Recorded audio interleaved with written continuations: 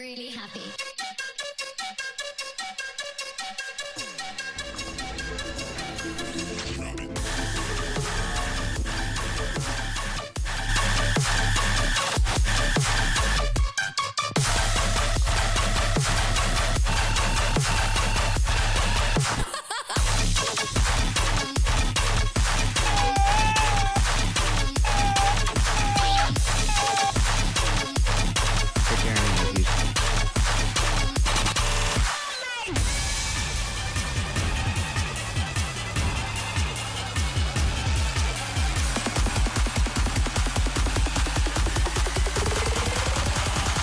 Makes me very angry.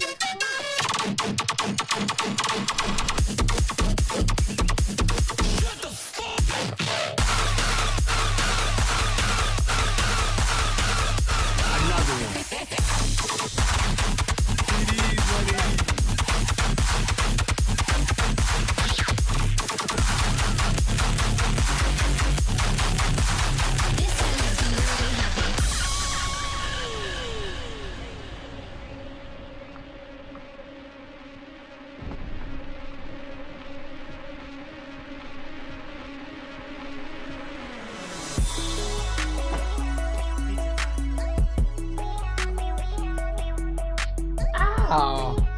What up? Hello?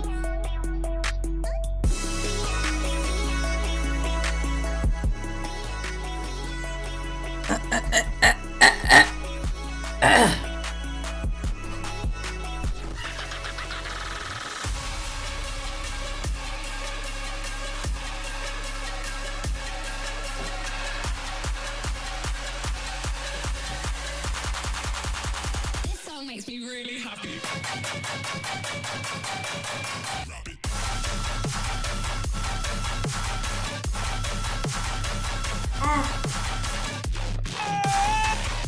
Why are you running?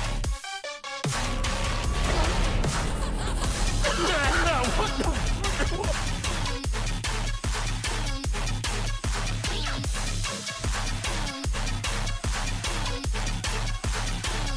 What's going on?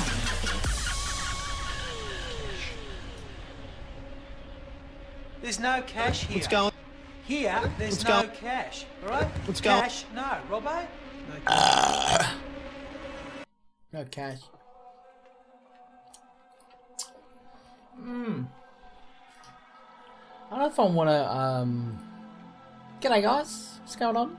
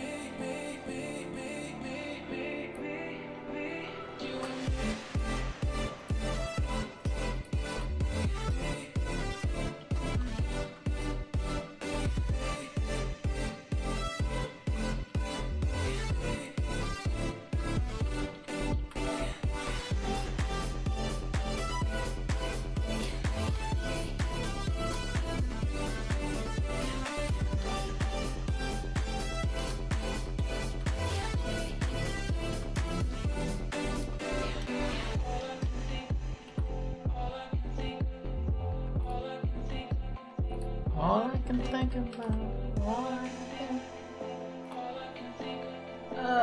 yeah.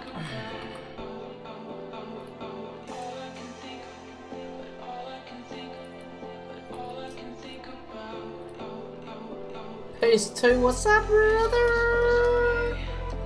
Brother! ARNIE.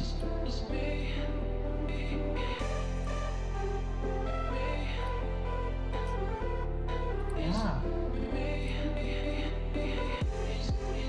Oh, I'm at a watch party.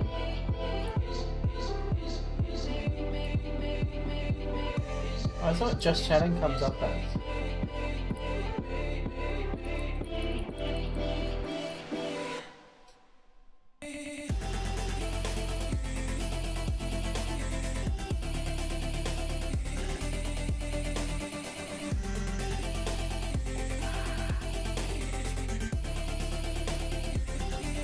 What's going on, brother? Yeah, I've been good. I'm on.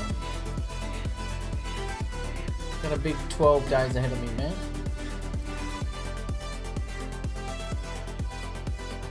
Just trying to keep the focus.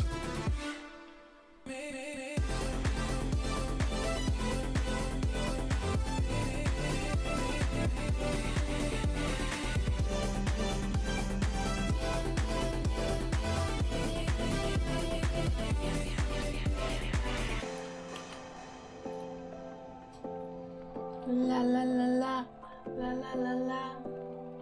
Yeah. Need surgery, so I gotta work. I gotta work. Save up for it.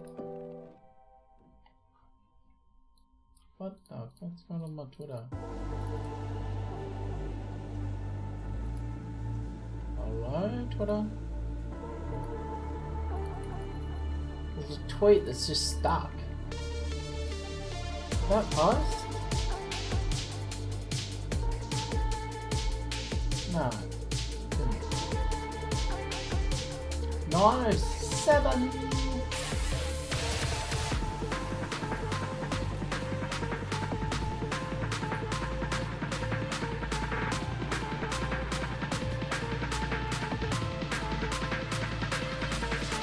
How you been, mate? How you been? What have you been doing?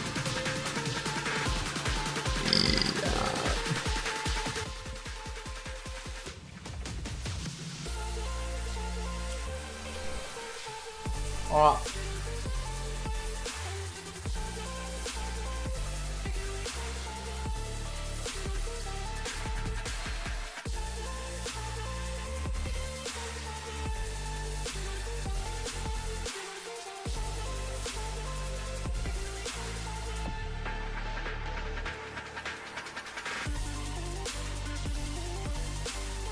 Busy? Caliber? Yeah.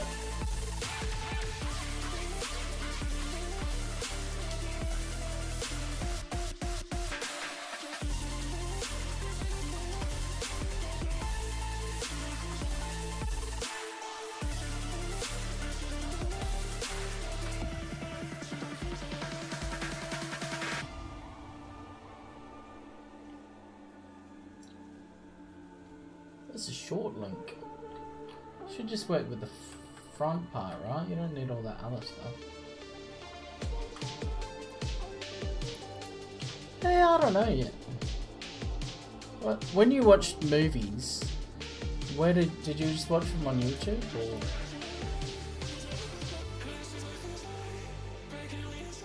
Let me do a little bot thing for Caliber. I was a partner at one stage.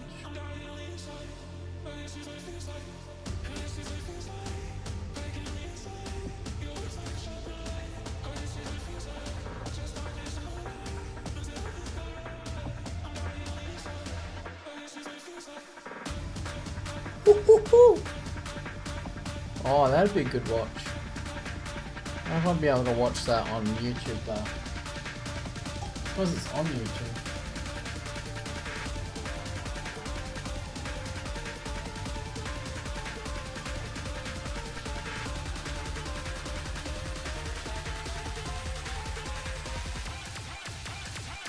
Where's it gone?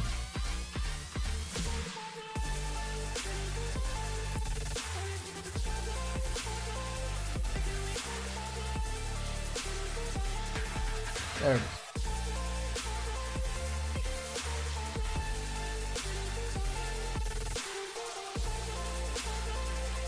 What is... Oh, what's going on with my Twitter? I'm trying to post something, man.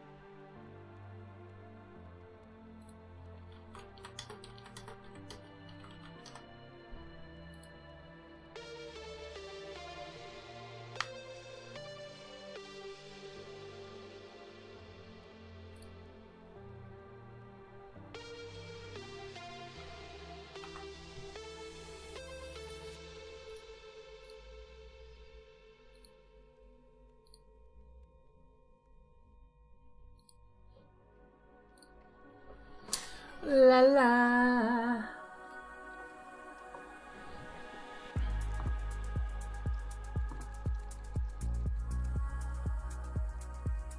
What? I don't have the cinema anymore? What?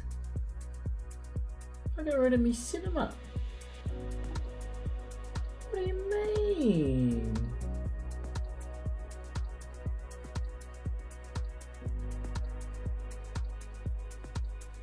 I used to have a cinema. Where did it go? Oh, I did post something on Twitter, but it didn't post. Oh my god.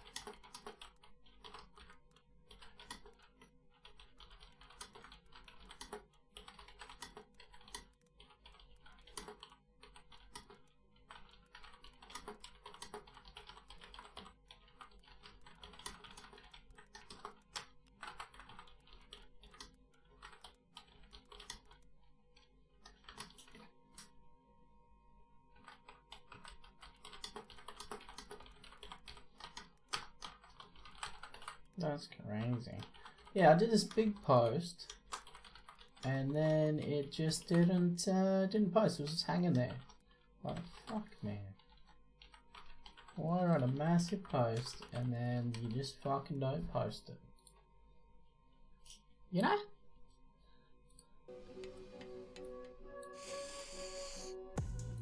Cocaine's going through the biggest boom in Australia's history. Australia. We use more of it per capita than any other country. Cocaine. And we're willing to pay for it. Australia's the most expensive country in the world for cocaine. It's the most expensive country in the world. It's an illicit economy regulated by violence. For a claim, when you're looking anywhere from, say, 18 up to 28 grand, depending on what it is for a handgun, clean. Cocaine can be dangerous. 28 grand for a Almost handgun. 400 users have That's died in crazy, the last man. 5 years.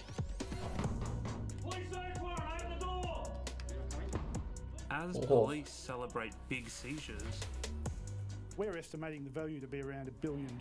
Woo. the people who are part of the cocaine Shit. supply chain tell a different story. Come in. One we're rarely given access to. None of the people you see in this investigation Check this out. have spoken to the media before. From the retailers When I was actually getting photos of bricks, I realised I'd really sort of shifted into a different level. all the way up to the highest level traffickers. There's so many bricks out there. So what's on that plate could get me 5 or 6 years. They tell me Latin American cartels like Sinaloa have infiltrated their local game. They got staunch men, they got the hitmen here, and they got the soldiers and the foot soldiers, and they got the business guys counting everything for them. They'll wipe you off the fucking earth. They'll make you disappear. You'll just go. Do we monitor them? We tried our best to do so. And the people they sell to aren't who you'd expect. From judges to cameramen, everyone's on it. I've personally seen judges take it with a glass of single malt.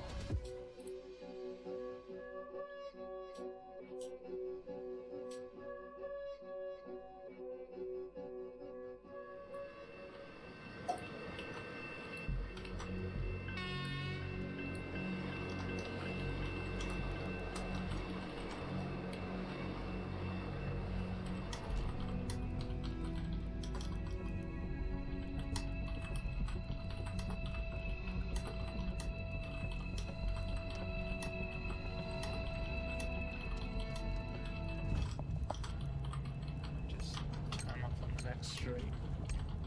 So I'm on my way to meet with a street dealer who's been running drugs across the country since he was in his early 20s, and he's been doing it for roughly 8 years now. He's really anxious. He really didn't want to meet us.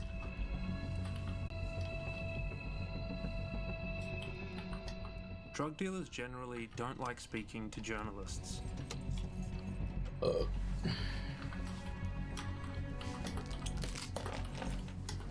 It's also hard to verify what they say. But what you'll hear in this story stacks up with the public record. Rule number 1, turn the mic on. And with what my underworld sources have told me. Yo, 1, 2, 3, 4, 5, 6. Before I was a journalist, I was involved in the criminal world. And for full disclosure, I was a member of an outlaw motorcycle club. It allows me to forge relationships with people who are also involved in that world. And they trust me with their stories because they know I've experienced the same things they've experienced in some capacity. Is that loud enough? Cool, it's all good. I'll head off because it's all good if he's late, but it's no good if I'm late. 100%. Man. The dealer insists I show up alone. I don't know what to expect. Hi, bro, how are you? Come in.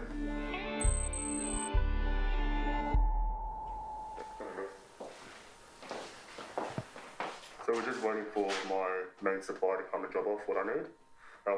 He still needs to stock up for the weekend. We've got probably roughly around a quarter key there. And offers to show me some videos. And you send that to people? Yeah, send that to people. So take a quick video of it on Snapchat, send it to only a fair few on there. I usually use weekend signal. Let everybody know we're on for the week. And how much would that cost? Anywhere from say 64 up to 76 grand worth right there. Holy shit. The dealer often makes fake coke with crushed up Panadol and hairspray. Mix it up. And when it sees a little bit clumpy like that, it means it's ready to go. He uses it to cut his cocaine, diluting it to maximize his profits. But sometimes he just bags the fake coke and sells it to people he doesn't know for $350 a gram. It's one last time. It's a good little ad for Chanel Blue. Yeah, it's my favourite perfume. Open it up carefully. And if you have quite slow, it comes into raw form very easily. Break it up simple like that, and just drag it up. Looks just like okay. Let's encrypt it up. This guy just messaged me here. Things can be pretty hectic at this end of the supply chain. Someone's offering high-quality ounces of cocaine for a suspiciously low price. So I can tell it's clearly trying to rip me. Well, I'm going to do what I can before I can get us. So he's hatching a plan for an associate to pull a gun and steal the coke. So how would he take it off him? Sits in the car, has a chat with you, builds a trust a little bit, and just pulls out a gun whenever he expects it, goes, give me everything now. Pretty simple.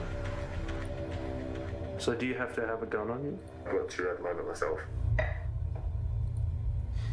So how much did they cost?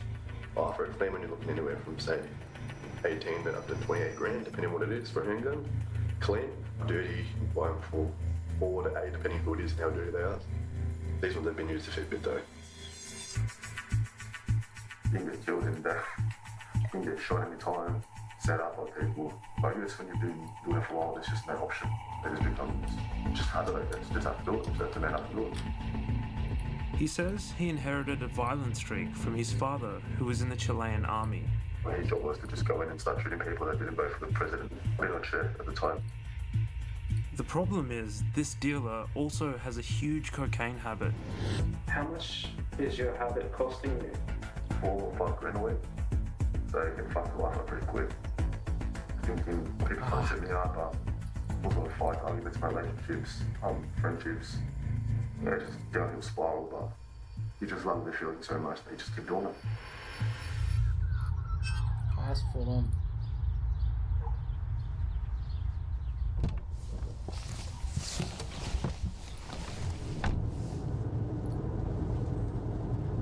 I think he needs to be a drug dealer in order to feed his habit.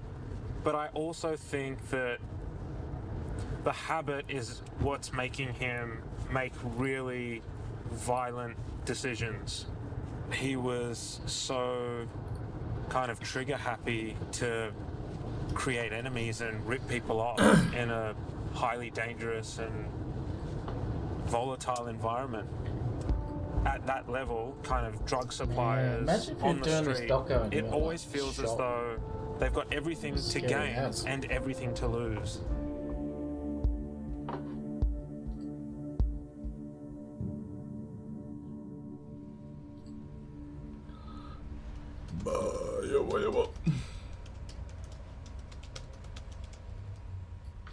Dealing coke on the streets, a lot of people wind up dead or in jail.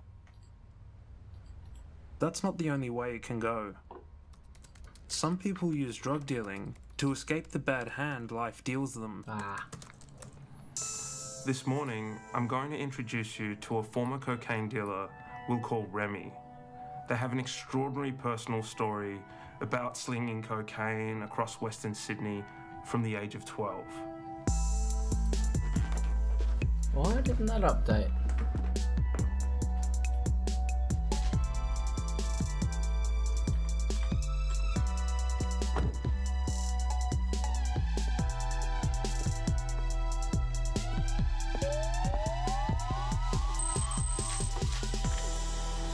Nice to finally meet you. Pleasure. I got us some nice wheels, driver, take you a few spots around Sydney, tell you some stories, show you some things.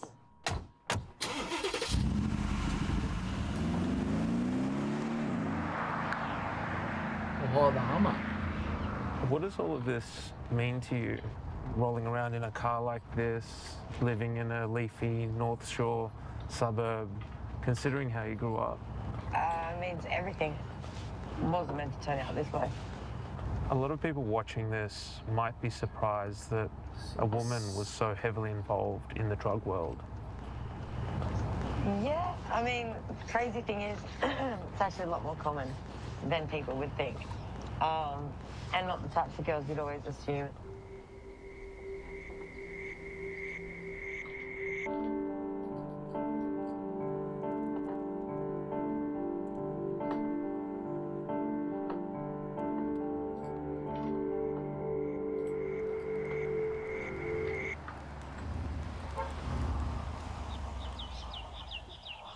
This was actually the first place I moved out with my mum and my stepdad. They found out when I was about 12 that I was gay. It was the literal words, pack your shit and get out, you know, child of mine.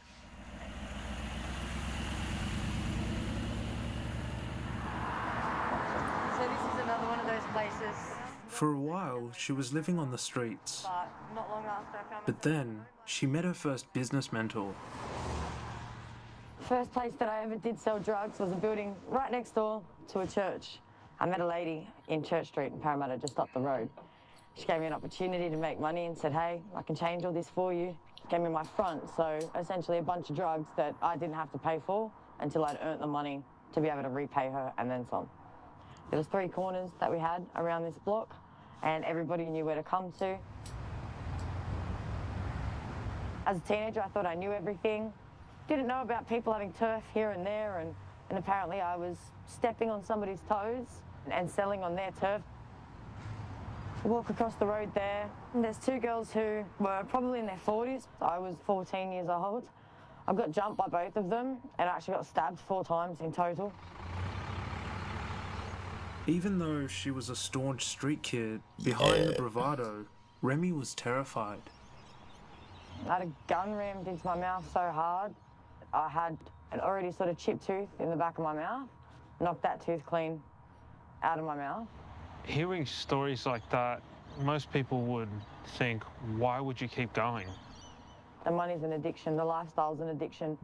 You can have girls that you want, you can have nice shiny things that you want, you can have all the things that you're told that you can't have. I drive past my old high school and laugh all the time because not one of the teachers that told me I wouldn't be shit is in a car half as nice as mine. Not even half as nice. So it's an ego thing.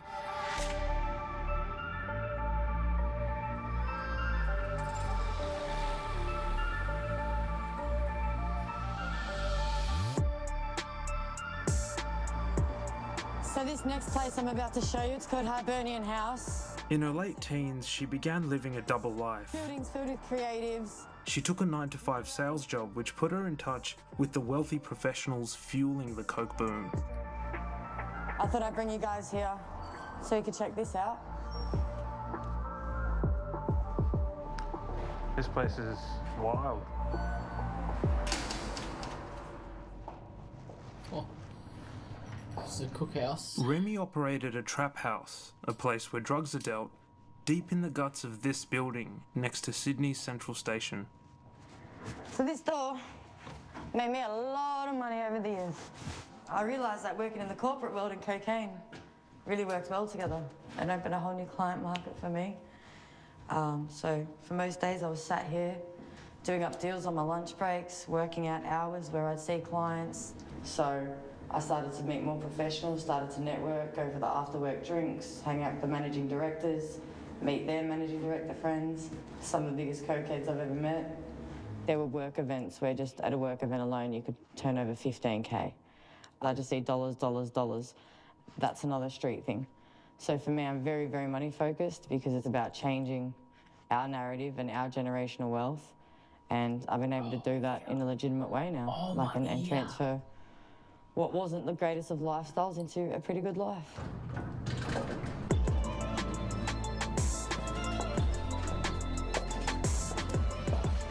Breaking the cycle didn't happen quickly or smoothly.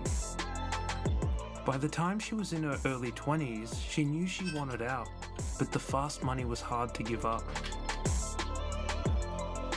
The highs are a super peak of dopamine where you get this super rush, you feel invincible, you've got all this money, but you can have 100 grand one night and be $250,000 in debt the next week, like that.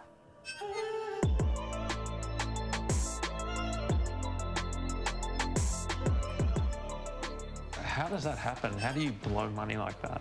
Try taking 20 girls, 15 girls to a club, bottle service upon bottle service. It's still one of the cringiest things I've ever done, I think, is spend close to $100,000 in a strip club, throwing money.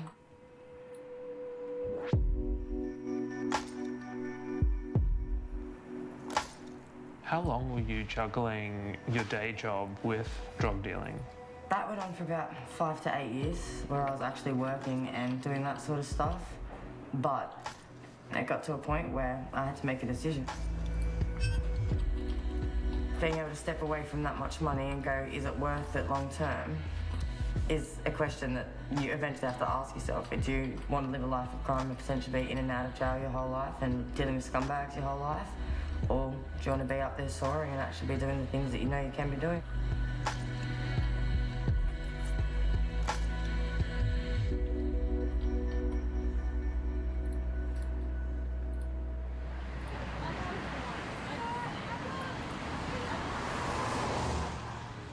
Drug dealers describe their business as the game. Not everyone gets to decide when the game's up.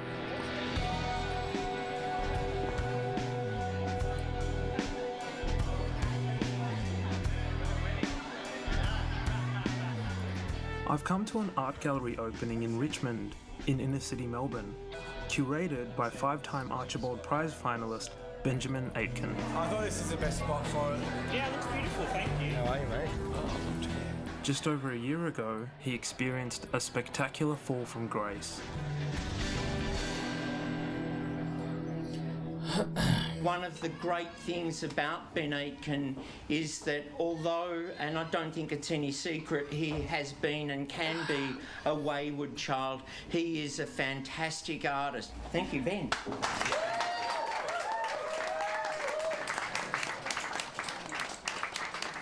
How prevalent is cocaine in the art world? Very. Very prevalent. And how do you know that? Because I used to sell to a lot of people at events similar to this quite regularly.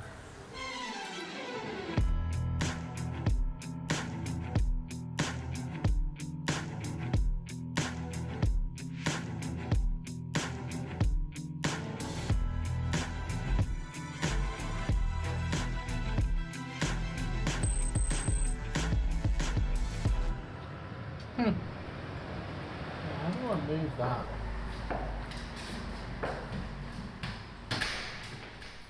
I've met a few people in the game like Ben who start off with everything and lose it all. Hey, bro. Ben. What's going on? What's on? Welcome, brother. Thank you. It's a cool space. Like that. This is the first time he's spoken publicly about his cocaine dealing. Do you want to take your seat with me, mate? What have you got to show us? So, here I've got my brief of evidence from the Victorian Police. Based on what police found at Ben's apartment in 2021, he was charged with trafficking drugs and other offences. The cocaine I was arrested with was at 74%. This was found in the cupboard. So there's some 12-gauge bullets. And then they found upstairs, they found a full counter. How much money did you put through this machine? Countless. $50,000 to $80,000, $100,000 at a time.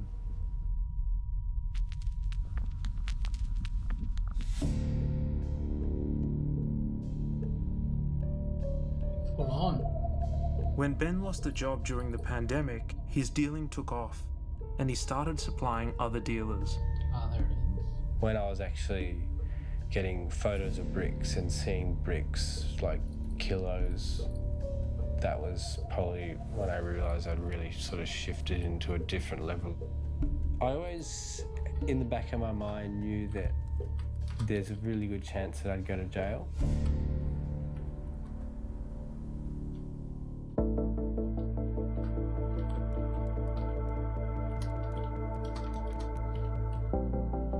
Police realised Ben wasn't a low-level trafficker because his cocaine was so pure.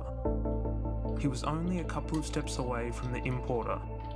Instead of putting Ben in the remand centre, he was sent to a maximum security prison. And they put you in that position to scare you, and they offer to help you, offer to drop charges if you give people up. I just said, I can't give you anything, I don't have anything to say. Why do you feel the need to protect those people who were supplying you? Protecting them protects me as well. You know, either way, my life would be in danger. And, you know, in the drug world, you follow a code. You just don't give people up. And the more time you spend with criminals or inside jail or rehabs, the more this gets ingrained in you and the more institutionalised you become to that code. Ben spent over a month in jail, pleaded guilty and was sent to rehab. His story was splashed all over the newspaper. As a child, he was a victim of sexual assault, and he's recently been diagnosed with PTSD, anxiety and depression. He now takes prescription drugs to mask the pain he used to treat with illegal ones. Addicted to heroin on and off, Oxy, Xanax, ice in the early days, ketamine, prescription pills.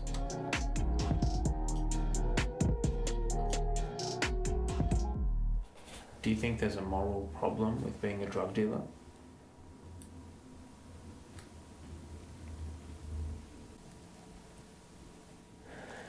I sort of justified it consciously by being like, well, if you're going to buy drugs, at least buy them from me because, you know, I'm going to look after you.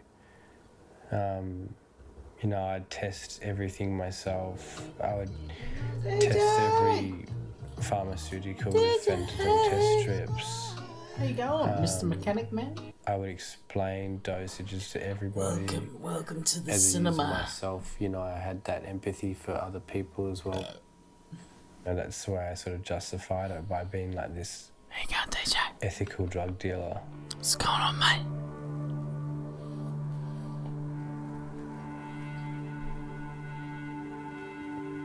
I guess, if I'm completely honest, probably, yeah. We're watching. Morally dealing drug is wrong. Inside the dangerous world of cocaine dealing in Just Australia. Four Corners, ABC News. Because I've seen it affect people's lives. Oh, yeah. Yeah.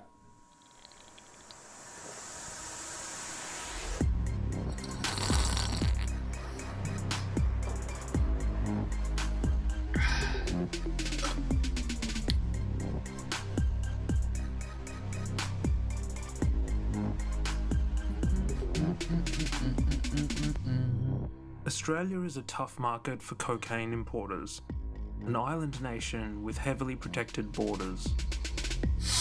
The key to getting it through is the door. They're often the most elusive, vulnerable, and prized members of a drug syndicate. We've actually managed to set up an interview with Adore this morning. It's incredibly rare access. This guy is well known in underworld circles throughout Sydney. He's been dealing, distributing, and importing cocaine over several decades. He's going to meet us here at Brighton Sands, just across the bay from Sydney Airport, where he actually worked for a number of years. And he's going to talk us through what that operation looked like when he was there. So I'm going to go meet up with him now. Who's this reporter, guys? Pretty cool. What have you been up to, DJ? Which one was the heroin playing? Vietnam Airways. Vietnam Airways is heroin. You got the United used to bring the coke, and Argentina's Aerolinas. The Door. India used to bring heroin as well in ice. The Door is a well-connected figure in the Australian underworld. In other words, He's also a member of an outlaw motorcycle club. So this is your old... You haven't been doing anything else? yeah, mate. This is What's Good your role in food or the drinks? cocaine supply chain? Mate, I was the door. I was the door in the airport and an employee at the airport as well. So I was the door at the airport. And what does that mean? And more? I was organising the coke coming through the airport, helping to get out of the airport, using my access into the airport as a way to get everything out. I was a supervisor. And how would that work? We had swipe cards, so we knew which gate to go through and what time to go through. You go through and you got a backpack on or whatever you have on, and you swipe it through. Or sometimes you get one of the supervisors to drive you out of the car, which never used to get checked. You get a boot full of everything, and you just drive straight out into the main road and meet someone like in the next suburb. 100 more times. Before he was forced out of the airport, he sometimes brought in as much as 15 kilos every 2 or 3 days. Damn. His fee would be 30% of the product, which amounted to hundreds of thousands of dollars per shipment for him and the other airport staff he was corrupting. These guys aren't gangsters. These guys are actually all guys that were I did one today, mate. working on a low income. A lot of gamblers and a lot of guys love the poker machines. And they're the easiest guys to grab on board, because if you're earning yourself $800 a week and then you throw them an extra $2,000-3,000, mate, they'll sell them others for it.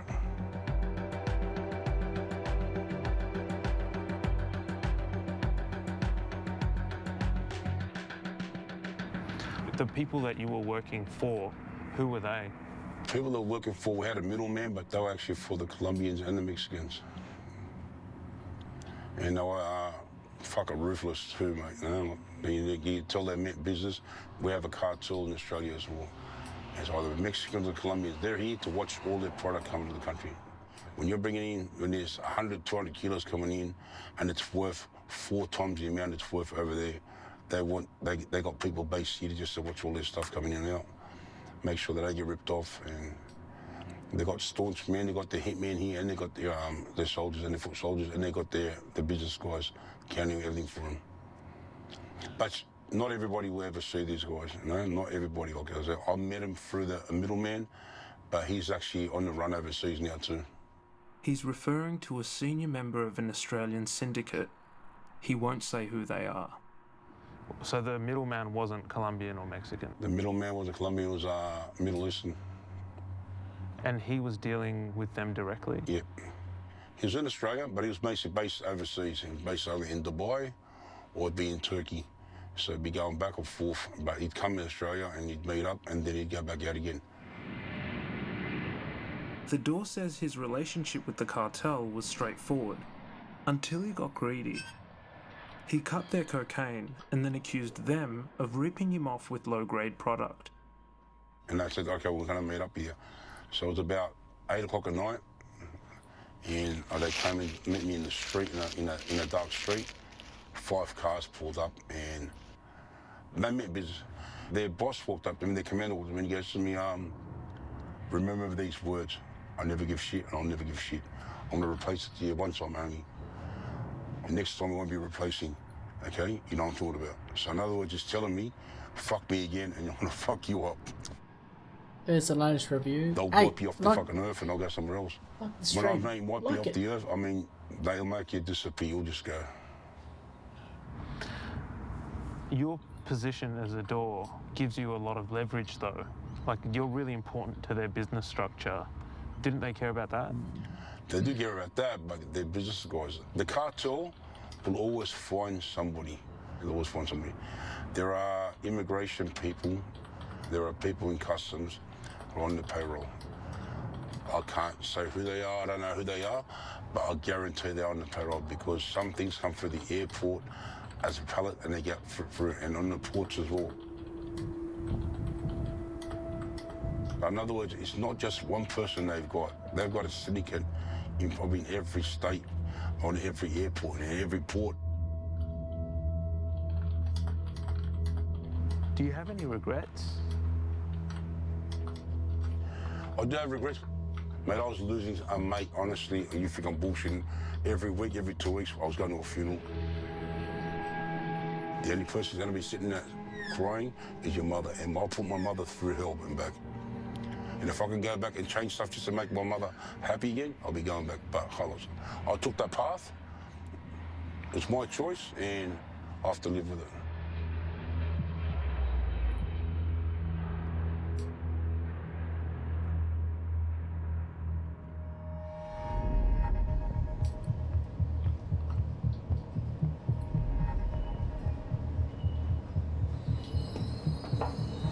Over the past few months, I've been speaking to people working across Australia's cocaine supply chain. But I wanted to speak to someone whose job it is to disrupt that supply chain and arrest drug dealers.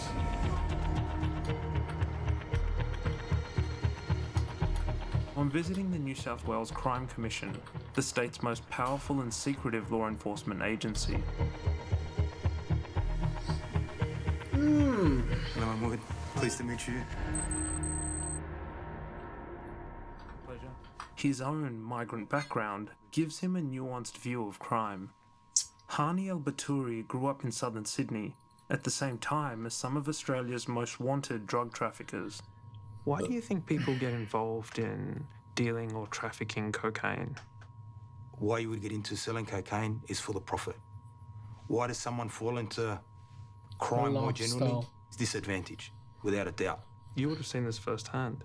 I mean, growing up, I grew up amongst the migrant community, and I saw myself how some of the kids came to school were very, very poor. They had no hope at actually getting ahead in school. But having said that, not everybody that gets involved in crime is necessarily from a disadvantaged background. I've seen that for myself over many years. Federal police allege there's $5.5 million worth of cocaine hidden inside these television camera battery units. How has the cocaine business changed over the last 2 decades? I recall around about the Olympics, the price of cocaine was between $120,000 to $150,000 a kilo. And if you consider today that the price of cocaine is between $250,000 to $300,000 a kilo, you can see the demand for cocaine has increased greatly.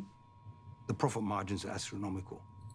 So any conflict surrounding the sale of it and the profits will be intensified naturally. We've been told by sources that Latin American cartels have a presence here in Australia. Is that true?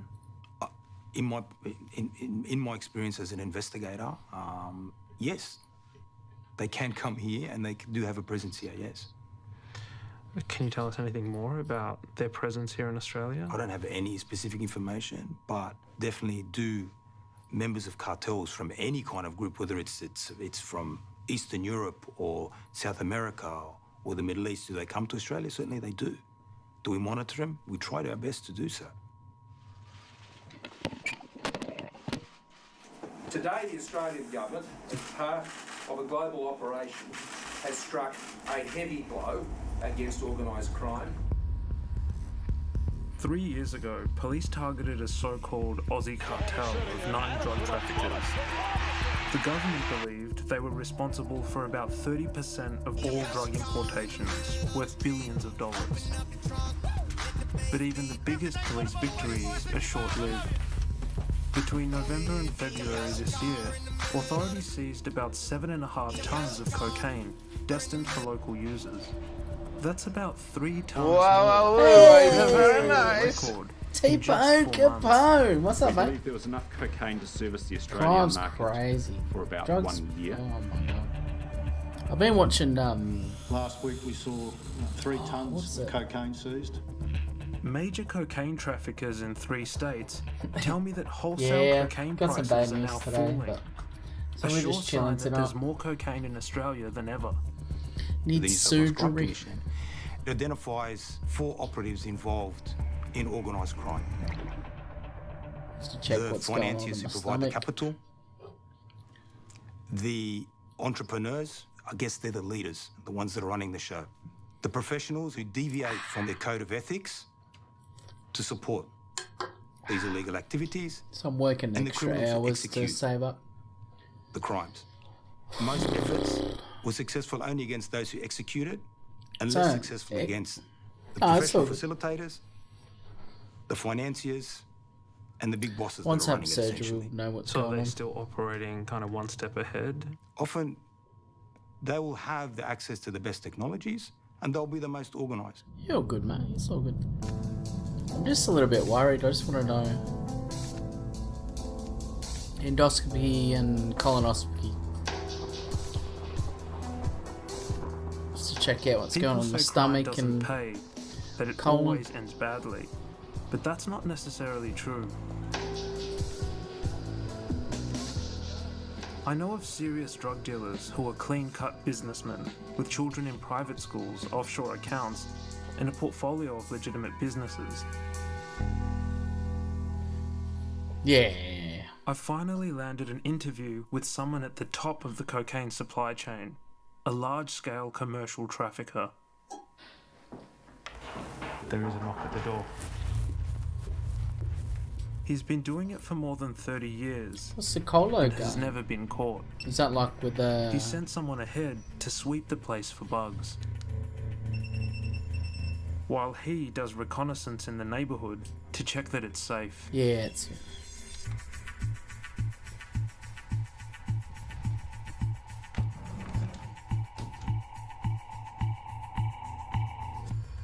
The trafficker is taking a huge risk meeting me like this. To minimise the danger, he won't let us keep an audio recording. We've used a voice actor instead. Okay, Mahmoud. So I brought something along to show you. Have you got a plate I can put it on? Sure. 1 sec.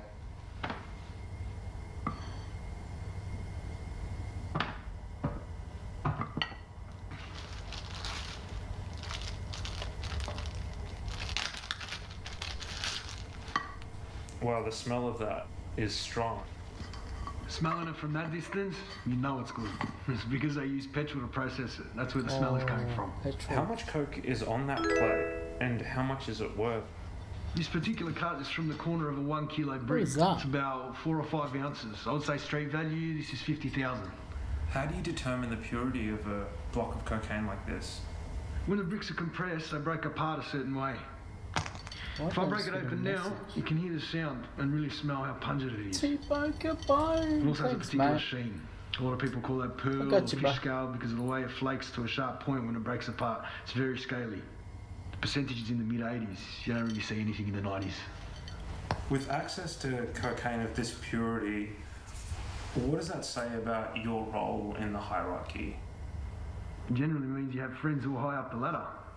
To be truthful, I can't tell you where because it would make it uncomfortable for the people I work with. There's an importer and a wholesaler, that's all I'll say.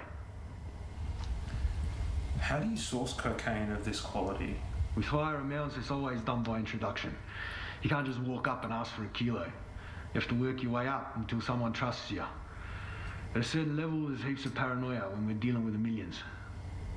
In the media, the police line really has been that there's one major Aussie cartel that's responsible for importing the majority of the cocaine into Australia. What do you make of that? In the past, there were very big syndicates who controlled the airports and docks, but in general, it's smaller groups of 4 or 5 people that work within the circle they trust.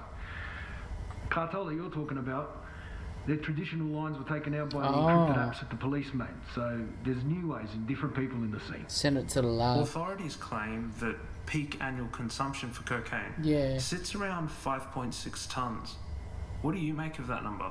5.6 tonnes. Some of the shipments that are getting in, it's probably not even half the amount. There's so many bricks out there, it just doesn't make sense. It's much higher than that.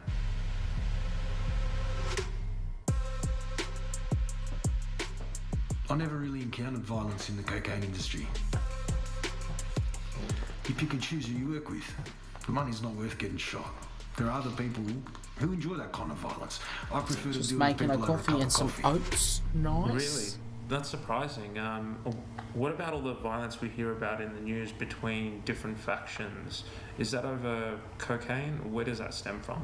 A lot of money can bring violence. Some of it is territory, but mainly it's personalities. Someone might say something, if they get offended, they'll shoot you. The most violent people above them don't want that. Cup of coffee in the picture. It's families or clubs. Generally, it's looked A down cup on of coffee in the picture. You also need to project strength because when there's a lot of money around, there's people that are very desperate out there who'll try to rob you and sell you a product that's cut down too much. If you use your street smarts, you can usually see the problem before it happens. Have you ever had a gun pulled on you? And can you tell us about any of those incidents? If someone pulls a gun on you, they're generally trying to scare you. If someone pulls a gun and they're going to use it, you won't see it. How does cocaine get into Australia? It's always hidden in a product, in food, farming equipment, or musical equipment. Could be anything. In places like Bali or Fiji, cartels and big syndicates have paid officials off to look the other way so they can bring in suitcases full of cocaine by plane. Can you describe a bit about how your operation works? Most people only work with close-knit friends or family, usually around 5 people, or it's difficult to control people's habits. You want people who are willing to do the time for the amount of work they're doing. Other syndicates that have dialer dealers like pizza deliveries only last 5 to 6 months tops. They can't manage leaks in operations that big. What can you tell us about your clientele and the types of people you do business with? The demand for cocaine has skyrocketed and grows every year. All the people we're supposed to look up to are on it. We've sold to football players, professional athletes, lawyers, celebrities on TV, people in the media, medical field, surgeons, doctors, nurses, depending on what shift they're on. Sometimes I see people I sell to on TV and think, wow, from judges to cameramen, everyone is on it. I've personally seen judges take it with a glass of single malt. It's a highly stressful job. They deal with a lot of shit and sometimes I just want to have a laugh. Are you a trafficker, a businessman, or a criminal? There's a business aspect to it, managing money. There's an obvious criminal element to it. Just what's on that plate could get me 5 or 6 years. I know I'm a criminal per se, but I'm not an outlaw trying to rub it in the police's face. In this line of work, you must encounter disputes or disagreements with importers. How do you manage those disagreements? Because, like you said, there's big personalities involved. The Middle Easterners, the Greeks, the Vietnamese, the Romanians, the Australians all have different styles. The Vietnamese are more family orientated. They almost see you as a cousin. The Australians almost like hippie style, non-violent. Obviously there's a very violent side to some of the Australians too, but it depends where they come from. The Albanians, Iraqis and Afghans, their idea of solving a problem is to hurt you, and they always have a lot of people. Can you tell us in general terms how lucrative your business is and what you do with the money? I go to the hookers and make it rain. No. In this industry we don't have super. I just want to make enough money so there's a point in time where I can just go off into the distance. Jason's retirement will be funded by Australia's growing appetite for cocaine. With little interest in violent turf wars, sensational headlines or policy battles, many dealers and traffickers are getting on with the business of meeting record consumer demand. A demand that leaves in its wake a trail of blood and addicts from Latin America to Australia.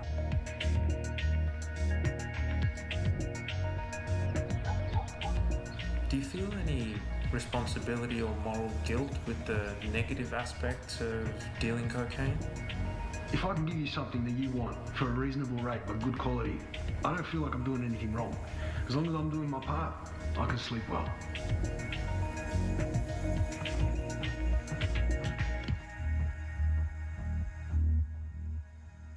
Mr. Pizza. Well, there you go, guys.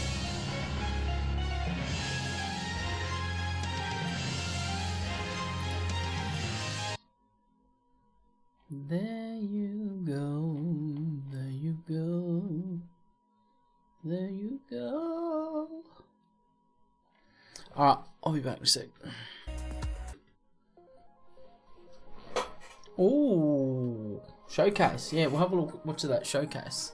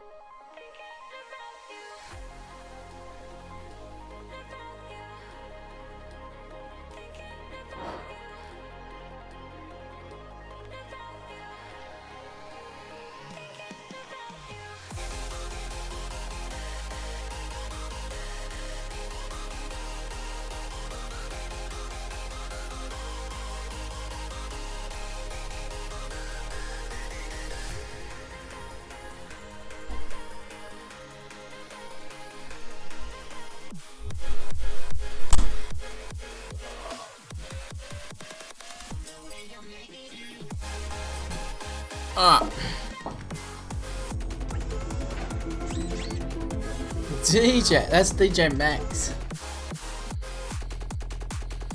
Alright. DJ probably want to see this.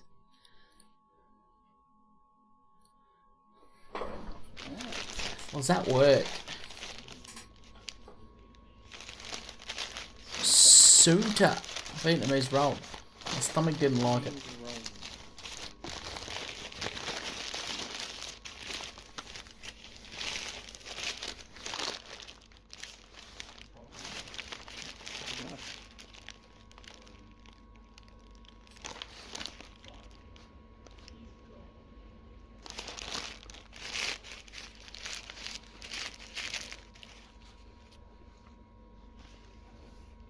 Her bun was like really soft.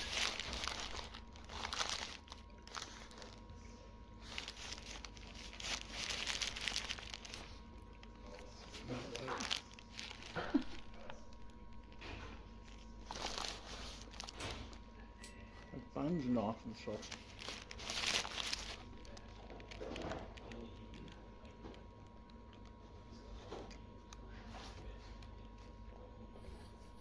Now I want another one.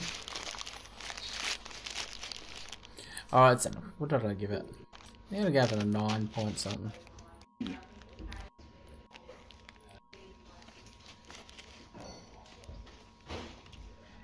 you on the next one. 9 point something I gave it. Alright, let's have a look at this PlayStation showcase.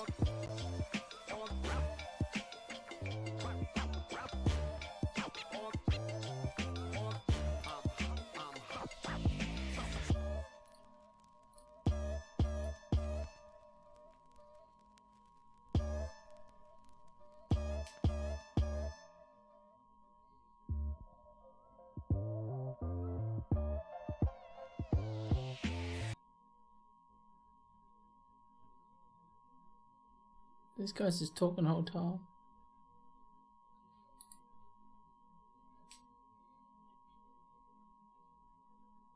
Matt Mojo! Check him out, guys. Matt Mojo.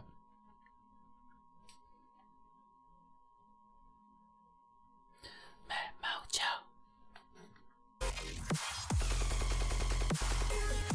Oh, what's this? The 15-year-old young woman went out for a walk, promising her parents she would be back soon, but she never came home, and her phone was turned off. The parents contacted the police, who began a search for the missing young woman. Detectives had no leads until they gained access to her Facebook account.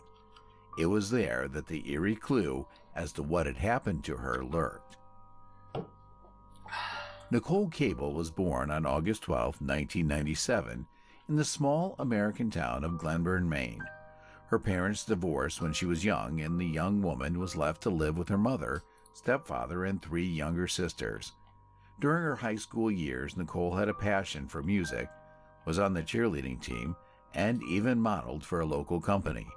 She also had many friends who described the young woman as cheerful, helpful, and kind.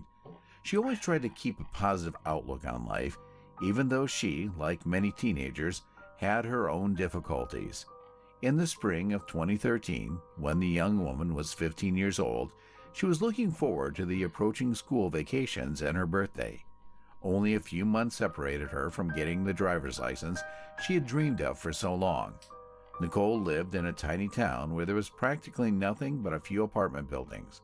However, about 20 kilometers away were larger communities where almost all of her friends lived, and there were many more distractions. Even her school was a 20-minute drive from home, and she had to wait for the bus every morning. On Sunday evening, May 12th, Nicole told her parents that she was going to meet a friend and would be back soon. She left the house at about 9 p.m. and headed along the main road, but she never returned home. Concerned parents tried to call her, but her phone was turned off and she hadn't logged on to social media. When they contacted her friends, they learned that none of them had seen Nicole that night. After waiting until morning, her mother decided to go to the police. She had hoped to the last that Nicole had simply stayed the night at her friend's house, even though that raised serious questions.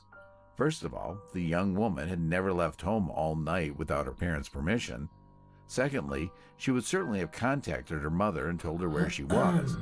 The police immediately began a search. At first stages, they refused to stick to any one version.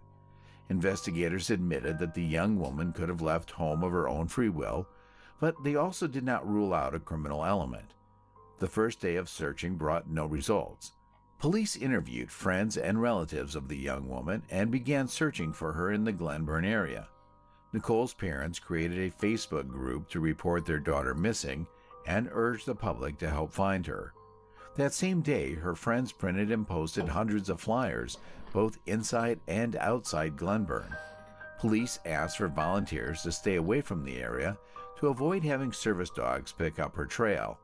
On the second day, the police held a press conference where Nicole's mother made an appeal.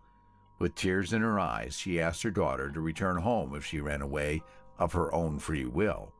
The mother also spoke out about a possible kidnapping and urged those responsible to let Nicole go if someone was holding her. The head of the local police added that the search operation would be expanded. The FBI and state police became involved, bringing the total number of officers involved to 45. The public soon learned one disturbing fact.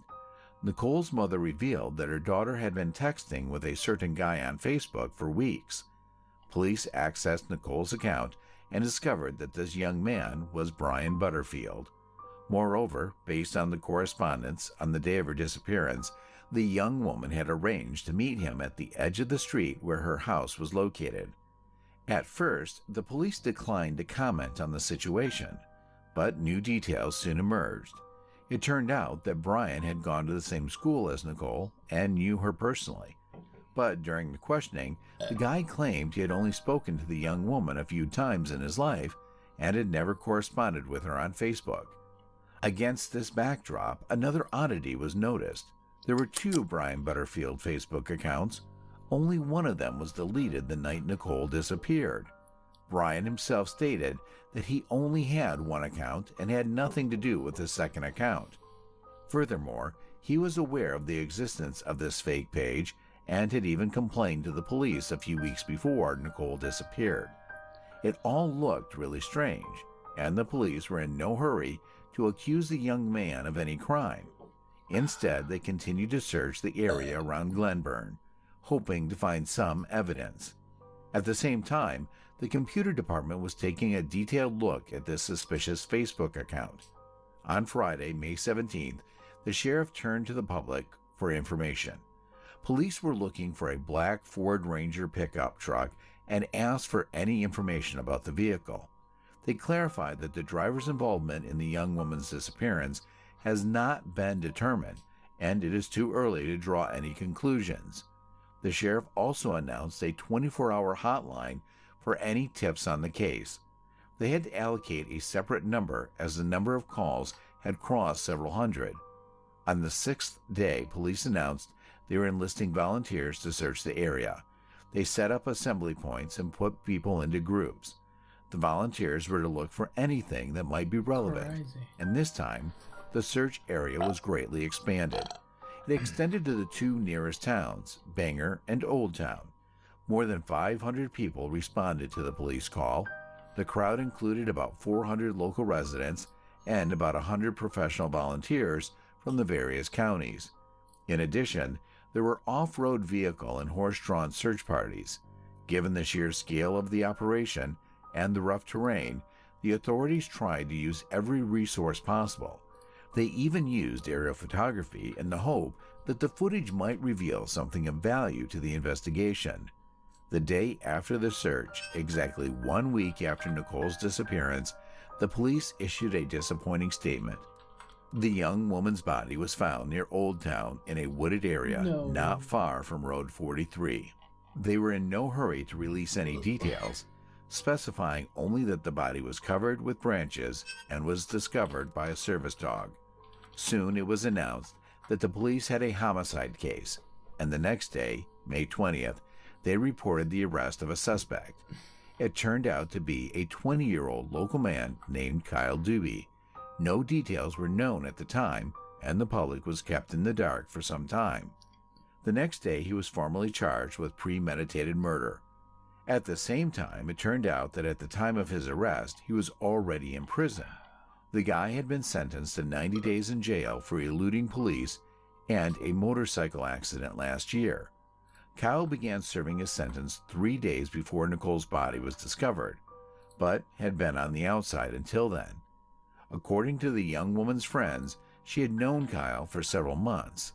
The day before she disappeared, she complained to several friends that Kyle had tried to kiss her, and Nicole had to give him a serious fight to get him to stop. Nevertheless, the police, so far, had kept the evidence against the man a secret. It was known that he lived with his parents and a 4-year-old daughter, over whom he had custody. Kyle was also dating an 18-year-old young woman named Sarah and worked for a local disability care company. His attorney asked for a closed-door preliminary hearing, and the judge granted the request. Consequently, the public and the media had no access to information about the case, and the judge's decision was criticized. Nicole's funeral was held on May 26th. Beforehand, several hundred local residents gathered and honored her memory by launching balloons into the sky. A few days after the funeral, a judge, under public pressure, lifted a public disclosure ban on the case, and some disturbing facts finally came to light. First, police were able to determine that the fake Facebook account was registered from Kyle's computer, and all subsequent sessions were conducted from his IP address. This meant that it was Kyle who had tricked her out of the house shortly before the murder, and it was clear from the medical examiner's report that the young woman had died on the very day of her disappearance. Second, the police had several important witnesses at once: Kyle's own brother and his girlfriend.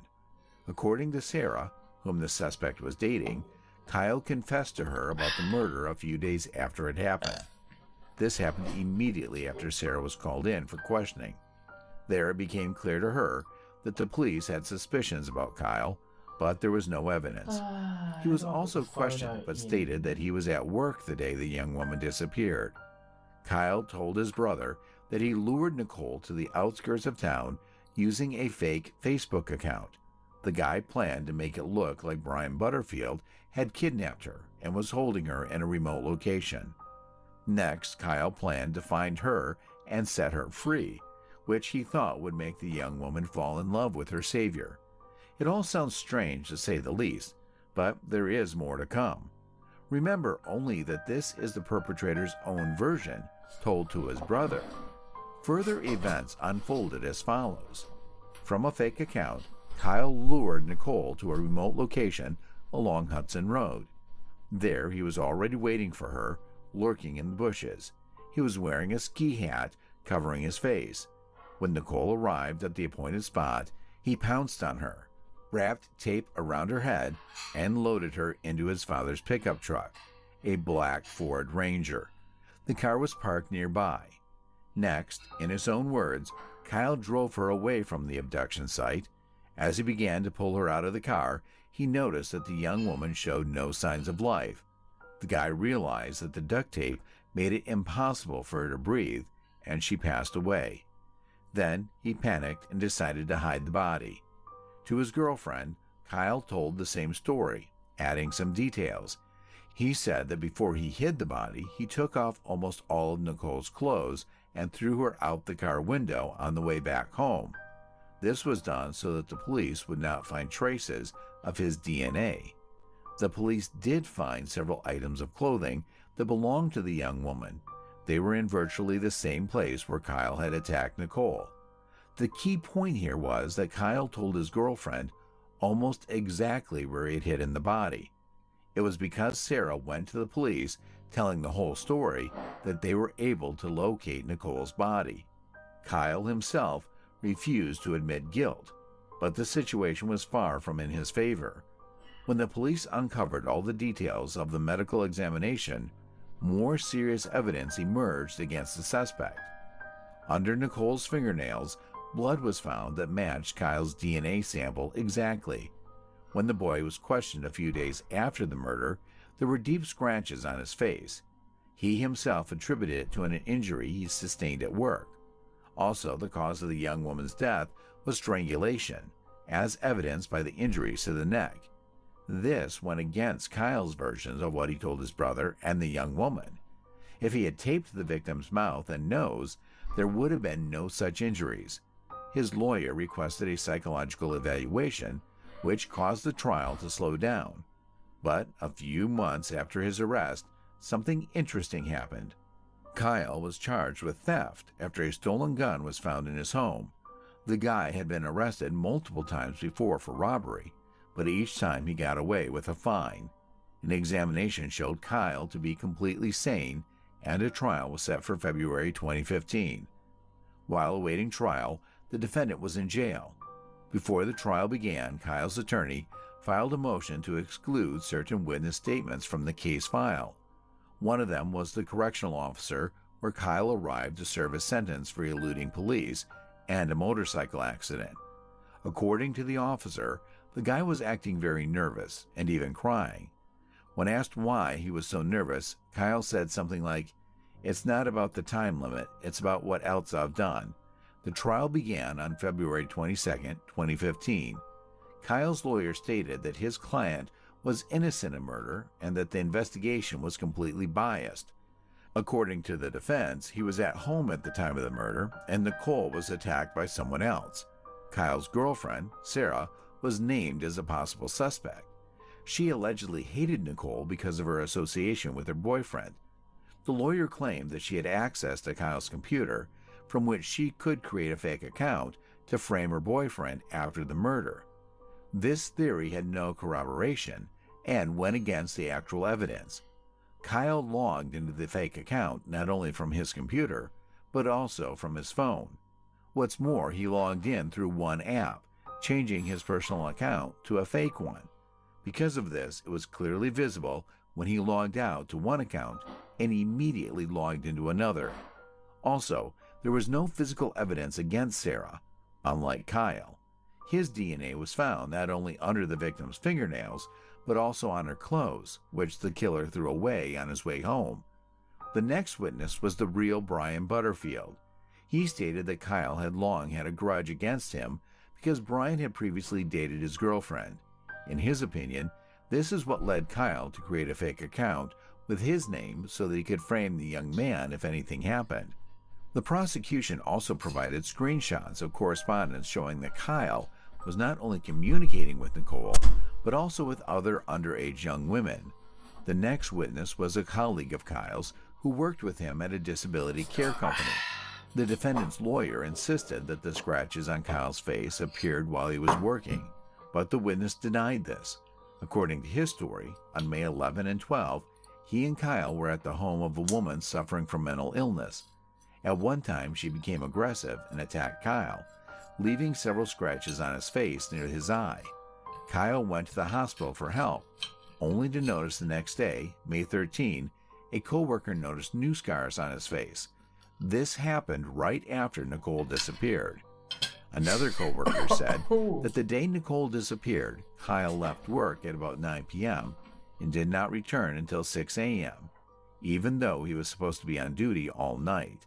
At the same time, he asked that he not tell anyone about his absence. The court also summoned 4 inmates with whom Kyle had interacted while in jail, awaiting trial. They all said that Kyle had confessed to them about killing the young woman. To one of them, he told them he had strangled his girlfriend and made it look like an accident. To the other, he openly stated that he had originally planned to commit the crime. Even more interesting was the testimony of an inmate named Scott Ford. He had spent most of his life behind bars and had a reputation for being well-versed in the legal system. Kyle had been in contact with him for a long time, after which he decided to inquire about the best way for him to get away with his crime. Next, Kyle wrote several versions on paper of what had happened to Nicole and handed the pieces of paper with this information to Ford. All of these versions had one thing in common. Kyle admitted that he had created a fake account and lured Nicole to a deserted area, but he went on to describe different versions of events. First, he wrote that he had just wanted to kidnap her and then rescue her, but he didn't settle for duct tape and the young woman suffocated. On another sheet, he said that he had jumped Nicole out of the bushes and she fainted from fright. Panicked, Kyle duct taped her mouth shut and drove her away from town, after which he noticed she had no pulse. Another version was that he didn't use the duct tape and the young woman died for nothing. Another version said that Kyle jumped out of the bushes and grabbed her torso, but then realized that he had actually squeezed her throat, after which she lost consciousness. As we can see, all of these stories seem downright delusional, but there was something really useful in them for the investigation. Kyle described in detail the place where he attacked her and where and how he hid the body. Moreover, he specified the exact location where he had hidden the ski mask in which he had attacked the young woman. All this information was kept secret until the beginning of the trial, so only the killer could know such details. Experts examined the sheets and found fingerprints and Kyle's DNA on them. The trial was not without its difficulties. Kyle's younger brother, who had testified against him 2 years earlier, began to deny the fact that Kyle had confessed to the murder. The problem was that the brother had written down all the details of what had happened in great detail, which he could only have learned from Kyle. The only one who didn't utter a word during the entire trial was Kyle himself. He refused to testify even in his own defense. The investigation offered him a deal in which he could expect a reduced sentence in exchange for a confession, but he refused. On March 6, 2016, the final court hearing was held, at which the verdict was handed down. Kyle was found guilty of the premeditated murder of Nicole. His relatives and attorney tried to get a lenient sentence, citing his age and having a young daughter, but the court refused to make concessions. Kyle received 60 years for murder and another 30 for kidnapping. In closing arguments, the judge noted that the evidence against Kyle was overwhelming and his guilt in the case was clear. Instead of showing remorse and confessing, he made up various versions of what happened and tried his best to avoid prison.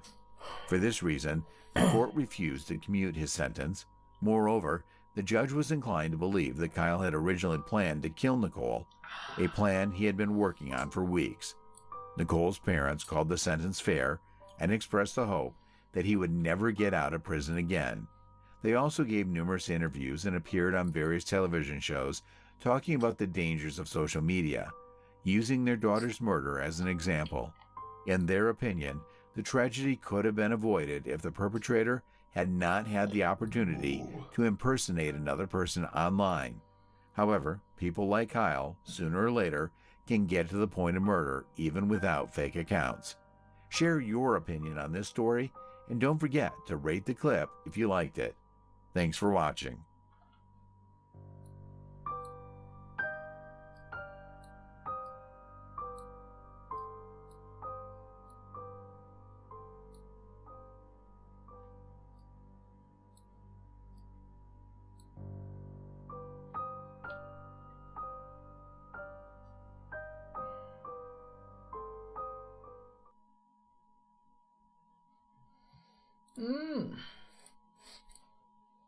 Oh, what did I just do? Shit.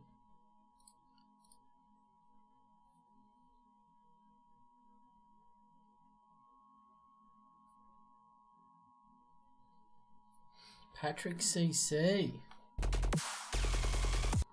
Patrick CC. Most people live their lives with the belief that magic isn't real.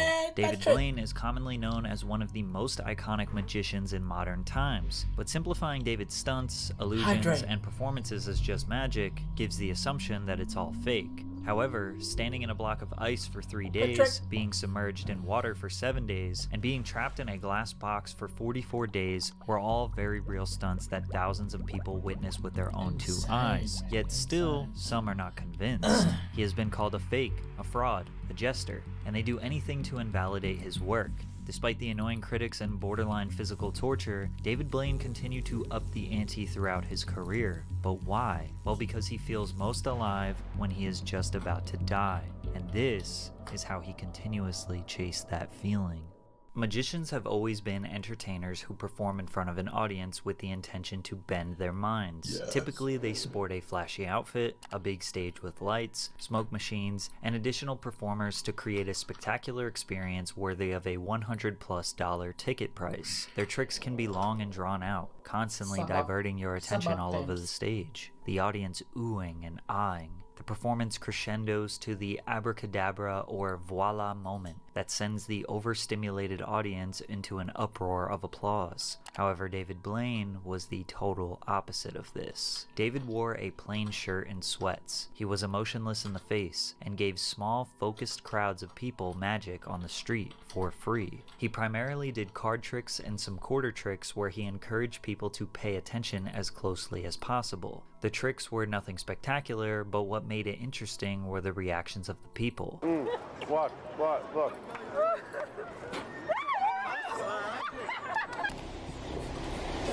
Go ahead, turn your hand over.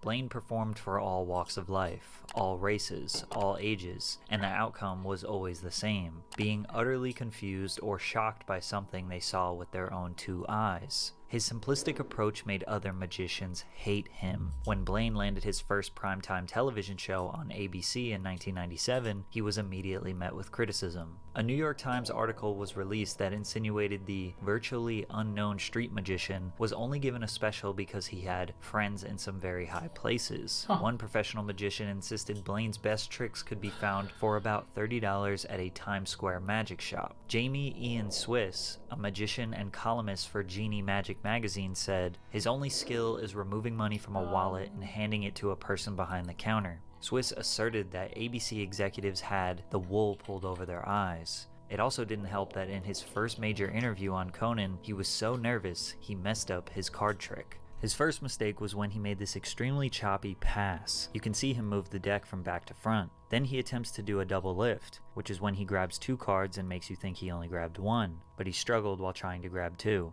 Luckily he recovered, and most people would never notice the errors.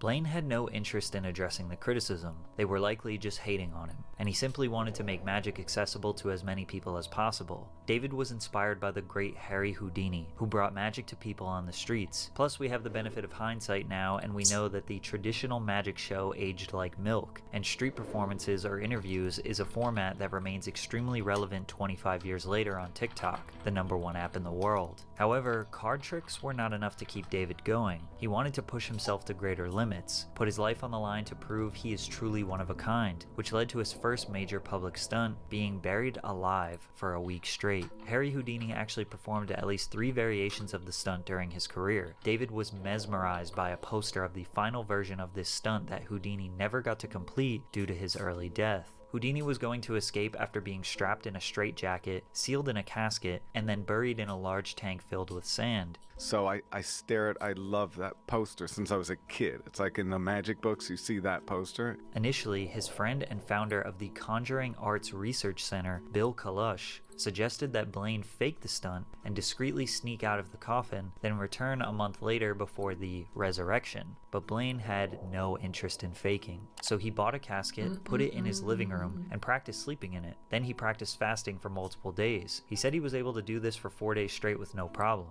So his goal was 1 week, buried alive in a glass casket so anyone could come and watch him. On April 5th, 1999, the 45th President of the United States, Donald Trump, gave the final send-off as David Blaine entered the see-through coffin that also had 6 tons of water on top. Blaine didn't eat for 2 weeks before the stunt, but continued drinking water prior to and during the stunt. Oxygen was transferred in and out through holes above his head. A catheter was inserted into Blaine's bladder to safely drain any urine. Spectators would come and go whenever they wanted. He said people would shine flashlights on him at 2 a.m. to make sure he was really in there. He said one of the hardest parts of the stunt was peeing while people were looking at him. I suffered a little in here for this week, but I saw something truly incredible. People together smiling, and that made all of this worth it. Critics said that he had a trap door on the side of the coffin that led to another secret underground room with more space, food, and magazines to keep him entertained while a body double took his place inside the coffin. They often pointed to the water being on top as unnecessary and was only there to distort people's vision so they couldn't tell the difference between him and the body double. And honestly, these are decent critiques, but David was about to endure something far more dangerous than the buried alive stunt, something that would be significantly harder to invalidate. But first, let me tell you about today's sponsor, Aura. Have you ever Googled your name and seen yourself on one of those strange sites that credit monitor a year with ice-cold water? Blaine believed he was ready to endure a stunt he called Frozen in Time. Lightly dressed in a long-sleeve t-shirt, some pants, and a beanie, Blaine began shivering as blocks of ice were placed around him. A tube supplied him with air and water, while his urine was removed with another tube. The ice was transparent and resting on an elevated platform to show that he was actually inside the ice the entire time. During the stunt, Blaine couldn't sleep because touching the ice with any part of his body for a long period of time would have caused frostbite. Around hour 55, his eyes went out, and he started hallucinating, saying that he was talking to imaginary people, and they were talking back, and spiders were crawling all over him. But he knew he was in serious trouble when he thought a few hours had passed, when in reality, only 1 minute had passed. And I was convinced that I was dead and she could no longer see me. As the crowd shouts, "Let him out," the assistants decide to set him free, despite David's demands to not let him out before the 72-hour goal under any circumstance. Blaine was ultimately confined in the box of ice for 63 hours, 42 minutes, and 15 seconds before being removed with chainsaws. He nearly died in that ice, but he just as easily could have died from shock after he exited the ice. He was immediately taken to the hospital for treatment. It took 1 month to fully recover. He said he couldn't move his feet for weeks. But this time, the critics were silenced. There was no way to fake this. Whether you saw it on TV or in real life, you knew this was as real as it gets.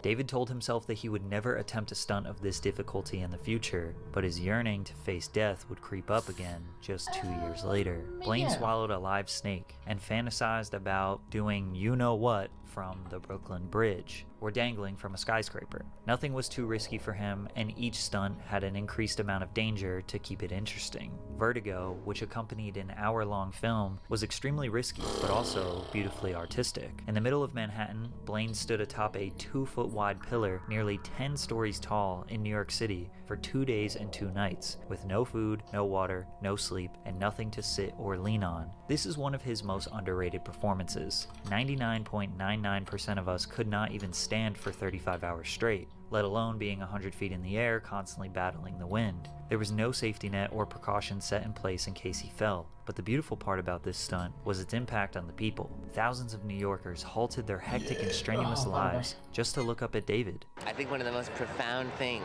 you could do in Midtown Manhattan is stand still, let alone for any length of time. You know, to stand still for hours upon hours, a day and a half in fact.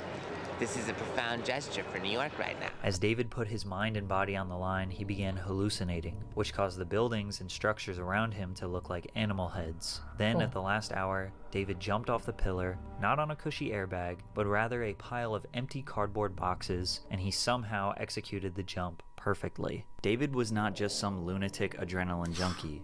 He was a performance artist who sacrificed his well-being for your entertainment. He even refused to get into personal relationships. I know that if I had kids, I wouldn't want to put them through the feeling that their father's in danger, which is why I am reluctant to get into a relationship and think about that right now. This led to so many people wondering why. Why is he constantly putting his life on the line? Is it really for the sake of magic? Well, the motivation behind all of David's stunts is actually much darker than we thought, and we learned this while he was preparing for his 2003 stunt, Above the Below, where he'd be confined in a 3 feet by 7 feet by 7 feet transparent plexiglass box suspended 30 feet in the air in the middle of London. His goal was to stay in this box for over a month. I also consider it something that, for me, is like the ultimate truth. When you live with nothing, there's no distractions. You're just there as you are, struggling. I think that's the purest state you can be in. Blaine later expressed how he loved the idea of death and hated life. So these stunts really make me feel great, and I love making people watch suffering because I had to watch it my whole life. Watch people I loved and were close to deteriorate and die. I saw everybody I knew, my mother, my father, drop dead. I feel the most alive when I'm going through these experiences. That was pretty dark. There isn't much information about David's personal life and childhood. We know he was raised by a single mother. He says his father was never in his life. His mother was his first fan. He spent his days as a 10-year-old reading magic books, practicing tricks, and performing them for her and her friends. At 15, she developed cancer, so his magic became her escape. When he was 17, he moved out of their New Jersey home and ventured into the Big Apple. Sadly, just 3 years later, she passed away. We know today that David is a very positive, forward-thinking, and happy man, but for the most of his career, he had an extremely dark presence. It's unclear if his persona is just an act, or if it really is him wearing his demons on his sleeve. But either way, if he didn't survive his next stunt, Blaine wanted to be remembered as the greatest showman of all time. In September of 2003, Blaine sealed himself inside the box. A webcam was also installed inside the box to observe his progress over 44 days. Despite Blaine clearly partaking in this endurance stunt, many became skeptical, with some theorizing that he used holograms or body doubles. People were also suspicious regarding his starvation, claiming his water supply was laced with nutritional glucose and sodium supplements, which he adamantly denied. David wasn't prepared for the hostility that came with being in a foreign country. Blaine was pelted with eggs and paint-filled balloons. Golf balls were also struck in his direction from Tower Bridge. Tabloids who were skeptical of his performance took the opportunity to stage barbecues beneath Blaine and even flew hamburgers up to his box using a remote-controlled helicopter to taunt him. One man even attempted to sever the pipe that was supplying him with water. But don't get me wrong, the support definitely outshined the hate, and they kept his spirits high until the stunt eventually ended after 44 days. This has been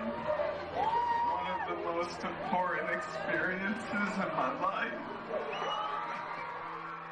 David works closely with scientists and health professionals to study the human body through his performances. A lot of the time they end up with more questions than answers. The New England Journal of Medicine published a paper documenting his 44-day fast and stating his refeeding process was perhaps the most dangerous part of the stunt. Blaine only drank distilled water during his time in the box. The water lacked important minerals or vitamins. In the hospital, he was injected with an IV to replenish his system. However, his body almost went into shock, which nearly killed him. The study reported that he lost 24.5 kilograms or 54 pounds, which was 25% of his original body weight, and his body mass index dropped from 29 to 21.6. Ironically though, it was David's biggest failure that got him the most attention. His failure came from attempting to break the world record for holding his breath underwater. As a young magician, I was obsessed with Houdini and his underwater challenges. So I began early on competing against the other kids. By the time I was a teenager, I was able to hold my breath for 3 minutes and 30 seconds. I would later find out that was Houdini's personal record. To grasp how long he could realistically hold his breath, Blaine met with a top neurosurgeon who informed Blaine that anything over 6 minutes could have the risk of hypoxic brain damage. He took this as a challenge. He began researching pearl divers and discovered various aspects of freediving. The first thing that he learned is when you're holding your breath, you should never move because that wastes energy and depletes oxygen since physical movement builds up CO2 in your blood. He also learned how to purge, which is when you repeatedly blow air in and out rapidly. After a while, you get lightheaded and start feeling tingly because you're ridding your body of CO2, making it easier to hold your breath. For months, he did this every morning. I would wake up and hold my breath for 48 minutes out of the course of every hour. I'd breathe for a minute, hold my breath for 5 minutes immediately after, and then right after that, breathe a minute, hold for 6 minutes, and keep going for all the way up to an hour. In that process, your CO2 levels become so high, your body has to work like a marathon runner to get rid of it. By the end, his brain was completely fried and suffered awful migraines. He also lost 50 pounds in 3 months when he learned that the thinner he was, the longer he could hold his breath. By eating so well and training hard, his resting heart rate dropped to 38 beats per minute, which is lower than most Olympic athletes. Blaine figured he could place a water tank at Lincoln Center in New York City, and if he stayed there a week without eating, he would get comfortable in that environment, ultimately slowing down his metabolism, which would help him hold his breath for longer.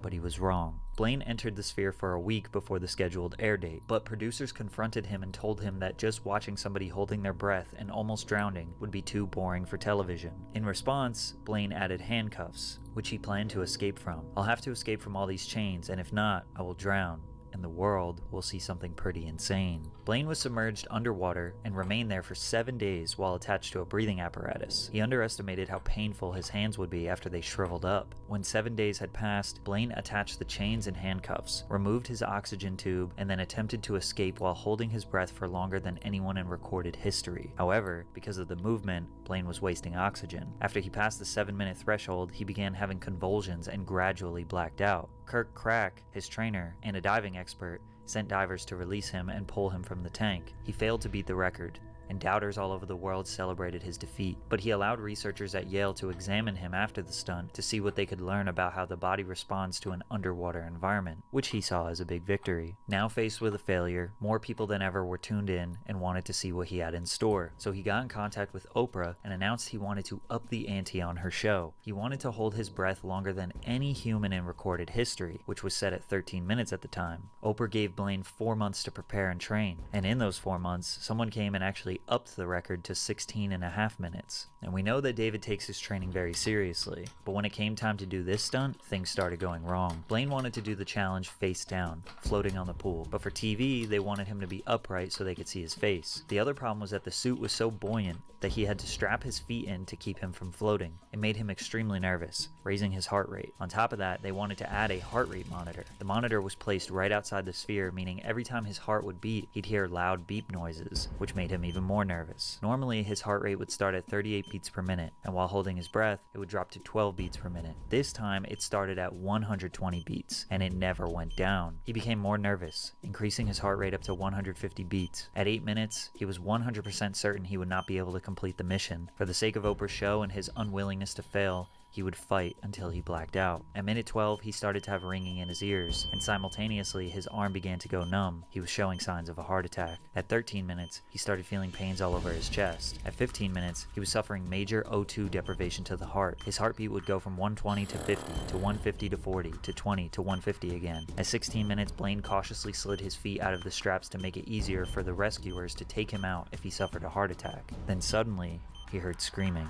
He realized he had just made it to 1632 and broke the record, so with the energy of everybody that was there, he kept pushing, and he went for 17 minutes and 4 seconds. Live on Oprah, he broke a world record, which got him middle-aged woman level fame. David Blaine was known all around the world, and he started to get cocky, which led to easily his worst stunt ever. In September 2008, Blaine announced his Upside Down Man performance. Blaine aimed to hang upside down from a crane for 60 hours without food or sleep for the entire 2.5 days. Doctors would be present to monitor Blaine throughout the stunt, but warned that increased blood pressure raised the risk of stroke or blindness, while gravity could restrict the blood flow to his lower extremities. Come September 22nd, Blaine began the stunt, wearing a safety harness attached to a crossbar. He dangled by his feet from a large steel scaffold hanging over New York Central Park. However, early into the stunt, bystanders began emailing news sources claiming Blaine wasn't hanging upside down as suggested. About once an hour, he has to come down for a medical check, to stretch, and to relieve himself. He rested by standing on a platform for 10 minutes per hour before being hoisted back up. The frequent breaks he took where he was seen standing upright caused people to say he was cheating. Blaine continued with the stunt despite the negative reception,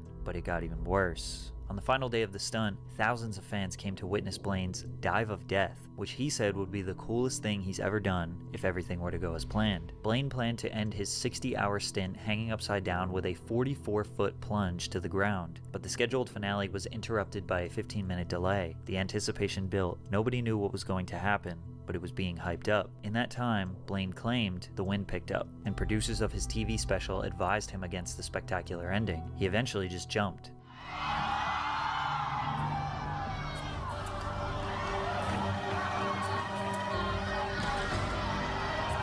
The crowd didn't know if the stunt was actually performed, which led to this extremely anticlimactic situation where he was caught midair, then awkwardly dangled above the ground for a minute before being slowly carried away into the night sky. The New York Daily News ridiculed Blaine with the headline, "Give us a break." They said that there were more boos than cheers as the stunt ended. Blaine accepted responsibility for the outcome, disappointing fans. "I knew that it didn't work right when all my friends called me up and said, 'Wait, what happened? I'm confused.'" This prompted a little break for David. He was world famous now and made some decent money from his movies and his book. He became a go-to talent for celebrity birthday parties, corporate events, and charities. He didn't want to rush anything to avoid another catastrophe. Plus, something amazing happened. In 2011, he had his first child, Dessa, with his then girlfriend, Alize. David always said that if he had a wife or child, his performances would slow down, and that's exactly what happened. Okay, maybe just one more, because being electrocuted was something he always wanted to do. Becoming a dad, it changes you. You now have a purpose in life. I think differently about what I'm doing, and this time we have a very serious team, and I feel very confident that I'll pull this off and be perfectly fine at the end. With the help of the Liberty Science Center, a chainmail suit, and an enormous array of Tesla electrical coils, he planned to stand atop a 20-foot-high pillar for 72 hours without sleep or food while being subjected to 1,000,000 volts of electricity. Blaine prepared for the stunt at home, where he practiced giving himself mild electrical shocks. Nobody's ever been in the middle of a lightning storm for 72 hours, so it's hard to predict what's going to happen. The chainmail suit, commonly known as a Faraday suit, has been designed so that the current would go through the suit and not through his body. Blaine's only real physical challenge was standing still in a heavy suit for 3 days. Which we all know is a piece of cake for him. He did suffer a little zap during the event. Oh, what was that? but he recovered very quickly. Although the stunt looked incredibly dangerous, it was more of a visual art piece than an insane endurance stunt, especially compared to his previous work. The event was broadcasted live on YouTube, entitled Electrified. Viewers located in London, Beijing, Tokyo, and Sydney had the opportunity to take turns controlling which of the 7 coils were turned on and at what intensity. They could also play music by producing different notes from the coils. The event had various entertainers and gave off the vibe of a festival or a big party. Everything went as planned, and Blaine completed the stunt after spending 3 days and 3 nights standing in the middle of 1 million volts of electric currents at New York's Pier 54. Afterwards, he could walk with assistants, speak, and engage with others before being taken to a hospital to be examined. David successfully cheated death on multiple different stunts for 15 years. It was time to go back to his roots. In 2013, Blaine starred in a 90-minute ABC television special titled David Blaine, Real or Magic. He ventured across America from New York to Los Angeles and visited tons of A-list celebrities like Robert De Niro, Jamie Foxx, Ricky Gervais, Katy Perry, Kanye West, Michael Phelps, President George W. Bush, among many others. In 2016, he had another special titled Beyond Magic. It followed the same formula as the last and featured another wide range of celebrities. Funny enough, it was these clips that made the rounds on social media that made him extremely famous to Gen Z. They probably don't even know him from his performance art, but rather his sticking a needle through his arm or putting an ice pick through his hand. By the way, both of these tricks aren't really tricks. He just performed it so many times until he built up enough scar tissue so he wouldn't bleed. Same thing with him eating glass. There's no trick. He is just eating glass. Oh, and making frogs magically appear out of his mouth? Well, he has to fast for 36 hours so he has no food digesting in his system. Then he drinks multiple gallons of water so the frogs have a safe place to live in his stomach. He swallows them. He can keep them there for as long as 3 hours while he does other things. Then he can force them up his esophagus and freak out his audience as they come out of his mouth. His final stunt in 2020 consisted of him strapping his hand to a cluster of 52 helium-filled balloons using a harness. He ascended nearly 25,000 feet into the sky before he released the balloons and free fell for a couple of seconds before deploying a parachute to slow his descent. Easily the most beautiful visual performance he has ever created, and it was all dedicated to his daughter. At one point, the world was convinced we were going to watch David Blaine die performing. He probably thought he would too.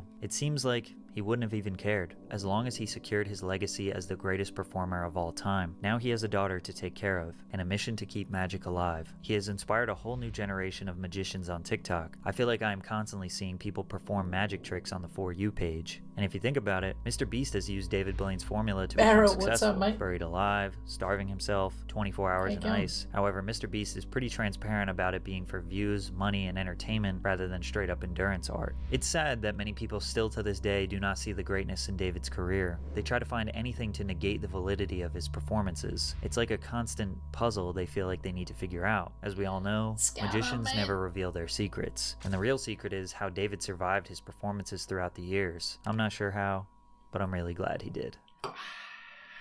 Nice. Alright, what else we got?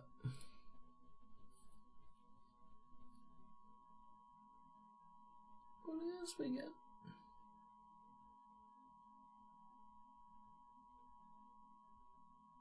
Oh, not that one.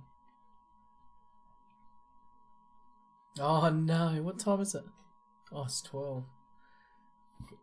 I start at 1. I'm working 1 till 9 tomorrow. Yeah. Kira! Kira!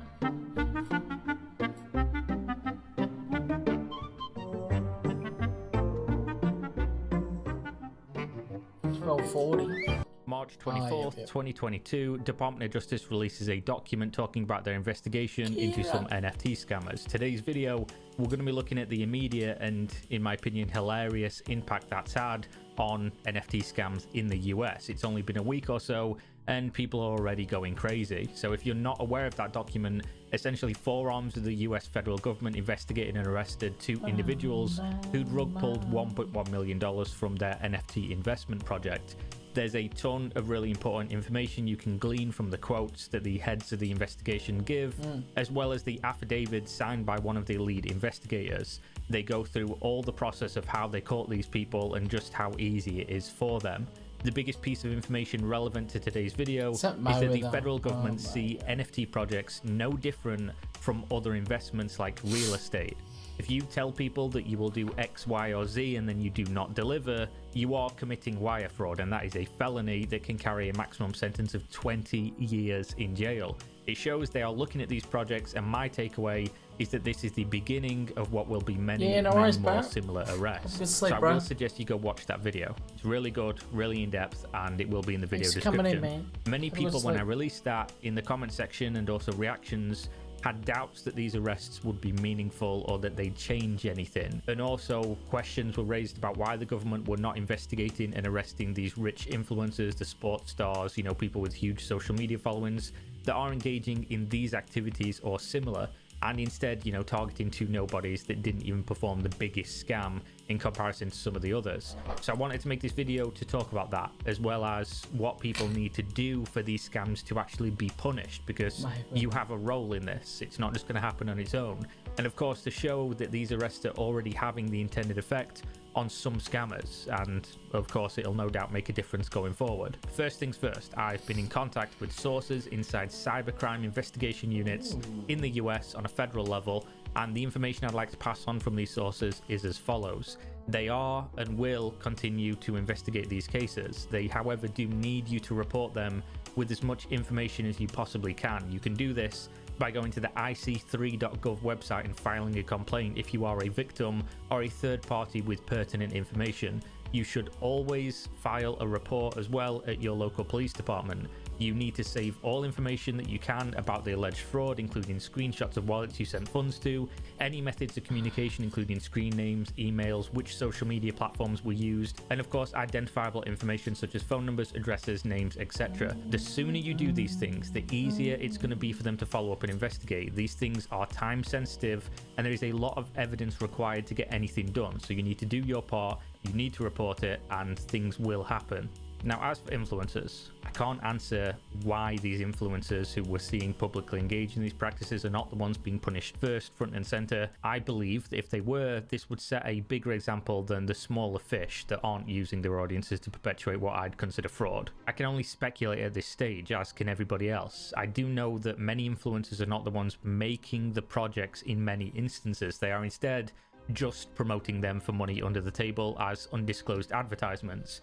This is, of course, in my opinion, still aberrant to do. They're using their audience, selling them down the river just to make personal gain, while being multi-millionaires, which is the part that always confuses me. Why are you risking this while you are rich? But that is not the same as making the project from day one and knowing your end goal is to defraud investors. I do know that promoting something you know is a fraud is punishable. We have an example of that already from another one of my recent videos on the $2.4 billion Ponzi scheme called BitConnect, where the feds did punish a promoter of the company who earned $20-odd million in doing so. However, I'm not a lawyer, so I don't know how serious of an offense it would be to have undisclosed promotion of investment schemes in the US, especially if you don't know they're going to be scams, and what happens when they turn out to be one and you're actually paid behind the scenes. And I don't know if you're actually going to go to jail if you do undisclosed advertisements. I know it's against the FTC guidelines, but I would like to see some examples of what's going on here. And if you are a lawyer who knows anything about this and can provide background on how you came to that information with sources and things like that I can of course verify, feel free to DM me on any socials so I can better understand what's going to be going on in the future, and I can then further inform people on a wider scale. There are of course influencers that have directly been involved in the creation of these projects and then the subsequent advertisement using their platforms, and I can't again speculate as to why these aren't the ones being arrested and put in front and center.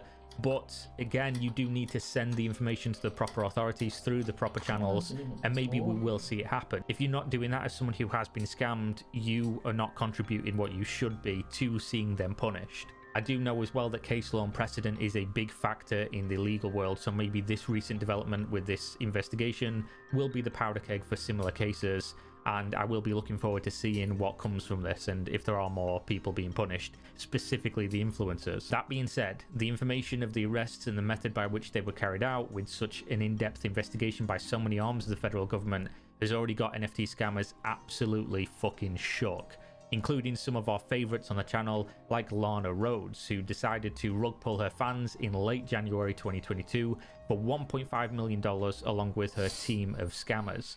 The reason Lana gave for this was that people were being mean to her on social media. So she decided to just take all their money and vanish from the project. Doesn't matter if you were personally mean, 1 or 2 other people were, so that means you deserve to get scammed. And then of course she did one of my personal favorite moves when you get caught stealing money from your fans, which is to turn around and say, how dare you talk about me scamming you when Russia is invading Ukraine, you absolute piece of shit. How dare you care about me scamming you? Think of the people in Ukraine. However, one day after this DOJ document surfaced, who'd have guessed, Lana and the team are back on social media. Quote, we aren't done yet. The most recent communication on the Twitter account prior to that was on January 24th, which was one day after they transferred all the money out the smart contract for the CryptoSys NFT project and decided to just say fuck you and walk off into the sunset 1.5 milli richer. Then of course they're just gaslighting people on social media, acting as if they've never gone anywhere. So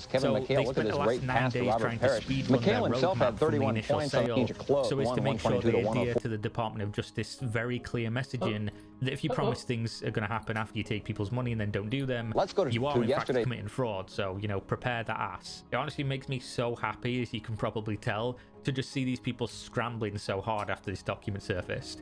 Now, they even showed themselves moving some of the ill-gotten gains between wallets on March 13th and said, quote, to clear confusion, since some people just think we came out of nowhere, the royalty money was released about 2 weeks ago, and Lana has been working on the airdrop artwork since. Picture of the funds landing, end quote. Now, I don't know what they mean by royalty money, because why would you need to wait for royalty money until mid-March when you had all the money from OpenSea and dispersed it between 5 different wallets on January 23rd, 2022? They didn't need to wait 2 months to do anything, and I have no idea how they think lying publicly about something that's so easy to prove will result in anything positive for them when their actions clearly show they did in fact scam these people. And it's not just that it's easy to prove for somebody who knows what they're looking for, or law enforcement who, as we've seen, have access to everything.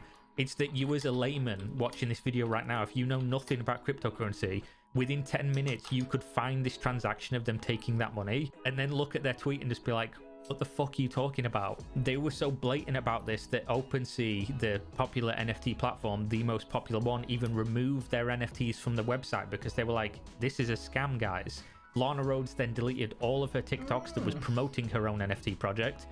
Pretty weird that, right? She deleted her Twitter, and of course the Discord server for the CryptoSys project was also nuked, as you can see here. It's open again now, but all the channels used to communicate and those that had evidence of the scam have since been deleted, and it just doesn't make sense that if you were legit, you would do this, especially deleting your own promotion of your own project. So how fitting is it that 1 year ago?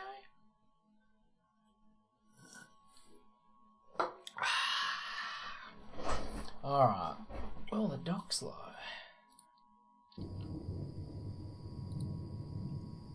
Dock! Subs only. What? Oh, it's a replay.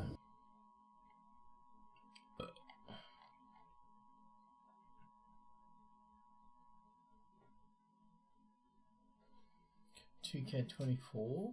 What? What? Oh.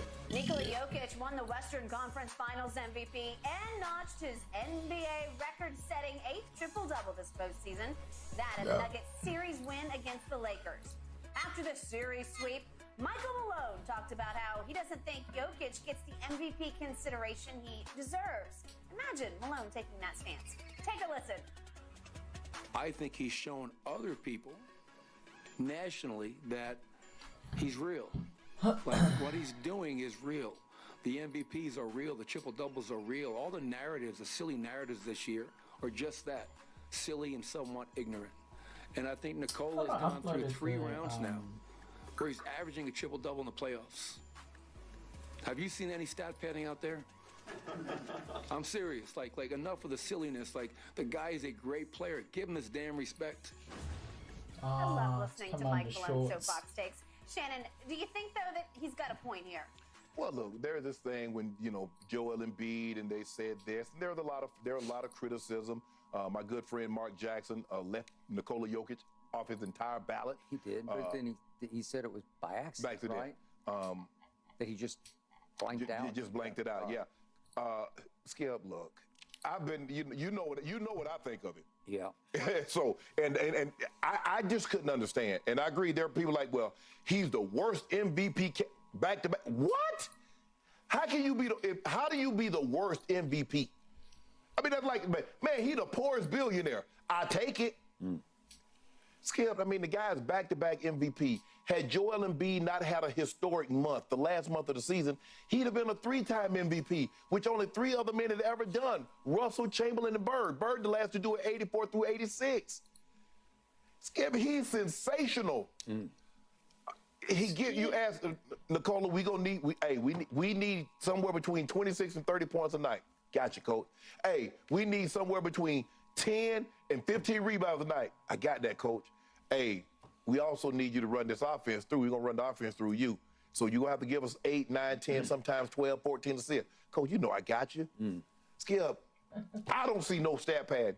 Because Skip ain't like he can out-hustle anybody to the ball to get rebounds. He can't.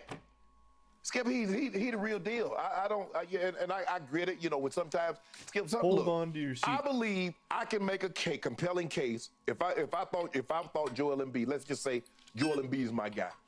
I believe I can make a compelling case for Joel Embiid without poo-pooing on Nikola Jokic. That's what I believe I can do. I'm not gonna say, oh, he's the worst. He's the worst 2-time MVP. He's this, he's that. No, just say the way Joel Embiid's been playing. Look at his PER. Look at his field goal percentage. Look at what he does on the other end of the court, which is magnified more times than what Jokic can do on the other end of the court. That's the argument. But to say that, he's stat padding, they need everything that he gives them on a nightly basis. Skip, remember now, he wanted one of those MVPs. Hold on. He won 2 of those MVPs without Jamal Murray. Remember, he missed all of last year. He did. And the year before, he tore the knee. Playoffs. He tore the knee up, and he won the MVP. And you think he a fluke? There's nothing fluky about this young man, Skip. He is legit. And he gonna actually, there's a chance he might replace Bird as the greatest player that complexion. Okay. So you know what I think of Larry Bird. You loved him. He was your favorite player when you were growing up. He was. Never my favorite, but he grew on me. I was a Magic guy, and I remain a Magic guy. But I'm with Jen on this. I do love listening to Michael Malone on his soapbox rants. I just don't agree with the premise of it because he is just laying it on thick because he is playing the ultimate no respect card, not only for his center, but for his whole basketball team. That's been their mantra the whole year. He called Denver a dusty old cowtown. Well, I've been there enough. You lived there long enough. It's got some cowboy element, but it's nice, man. Not where he live, it ain't dusty. Okay. So I get the premise of this, but then the takeaway from it, the last line is give him his damn respect. He got it. I have never poo-pooed. I never said he was a fluke MVP. He won 3 seasons ago and 2 seasons ago. He won the MVP, and I don't think anybody said he doesn't deserve MVP because he sort of ran away with both of them. Yeah. I can't even remember that there was much debate about it. He took it over, and it's a stat award, and you would look at the numbers and you just say, yeah, that's it. But this year, Joel Embiid said, I finished second 2 straight years. I'm not going to finish second again. Right. Hold on, this is something.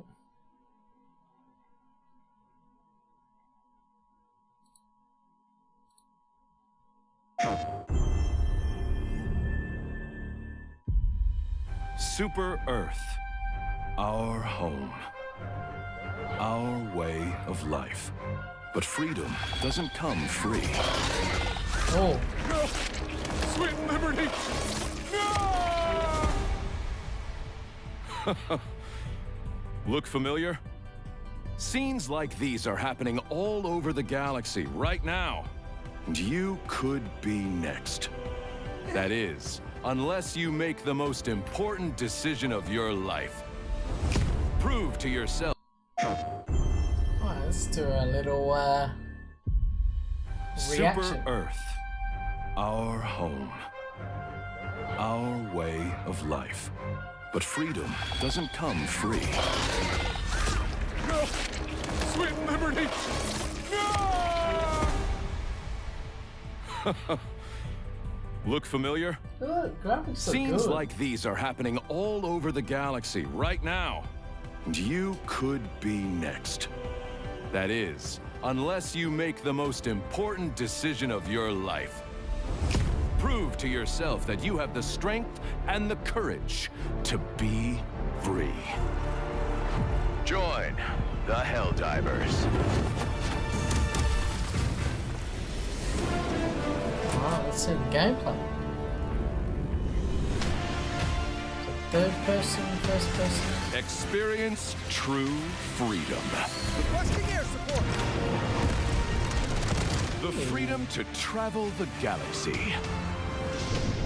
And secure the resources we need to build a better tomorrow. The freedom to encounter fascinating life forms and introduce them to our sophisticated technology. The freedom to make new friends and represent the best of what Super Earth has to offer. Become part of an elite peacekeeping force and work together to spread prosperity, liberty, and democracy. Become part of something larger than yourself. Become a hero. Become a legend. Become a Helldiver. Looks alright. Becoming a Helldiver may result in decapitation or mortification. Not all Helldivers survive. PlayStation. That looks cool. That looks cool. Was that on PlayStation's page?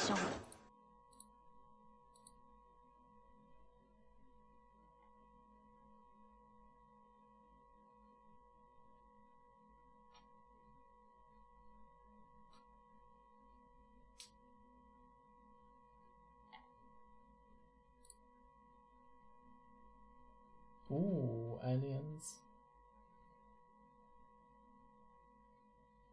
Rigger. Let's have a look at some of these games, guys. Beat Saber. Crossfire.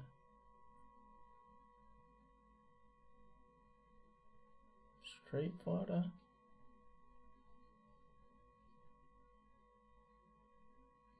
Ooh, Alan Wake 2.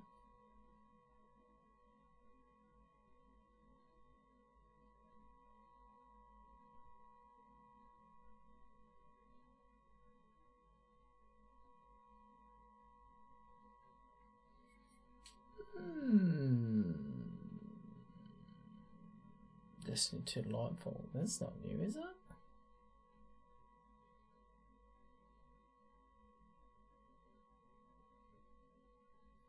Oh, virtual test. 2 days ago. Well. We'll have a look at Metal Gear.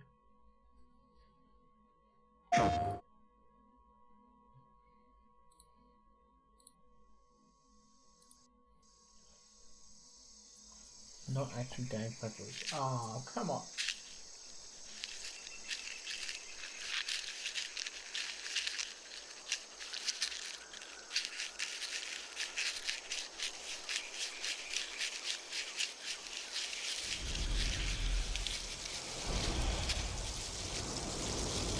These games always have great cinematics.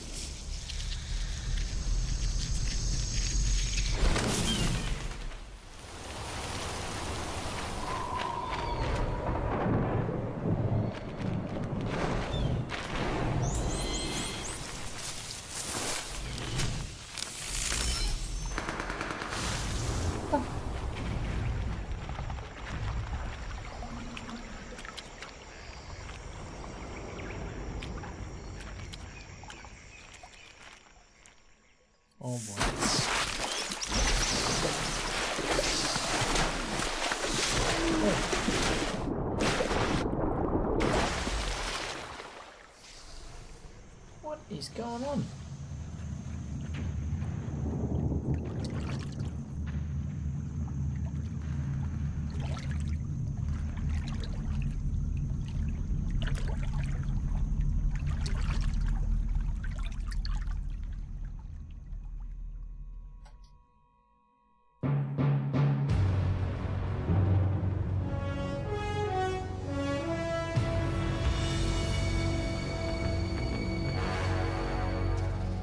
What a thrill, with darkness and silence through the night. Copyright. What a thrill. I'm searching and I'll melt into you. What a fear in my heart. That's bloody, that quality, man. Sick. That was sick, mate.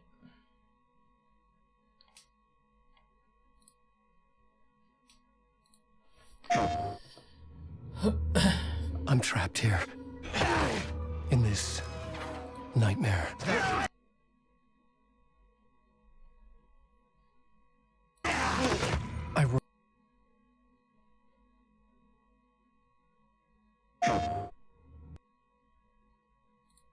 The hell's going on? I'm trapped here in this nightmare. I write to escape. Every word is a step forward.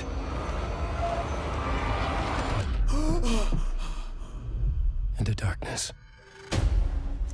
I'm glad you're on this case with me, Anderson. It's right up your alley. The victim was one of their own. FBI Special Agent Robert Nightingale. So you knew our victim? Only the rumors. He was chasing a writer. Someone knew they were here. Was playing a game with them. The killer left a message. It's for us. The text is about us. We were all trapped in a horror story. The horror story wanted us dead.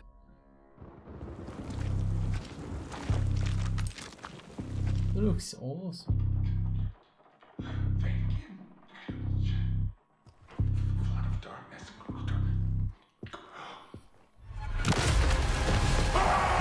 There's something I'm forgetting. Something important.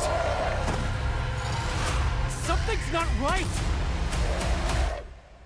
Easy now. First things first. What's your name?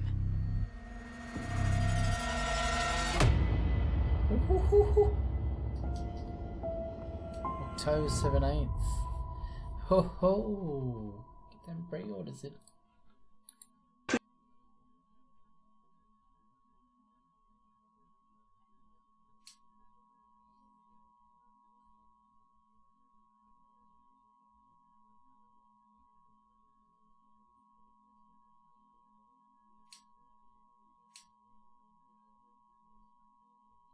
What's this one?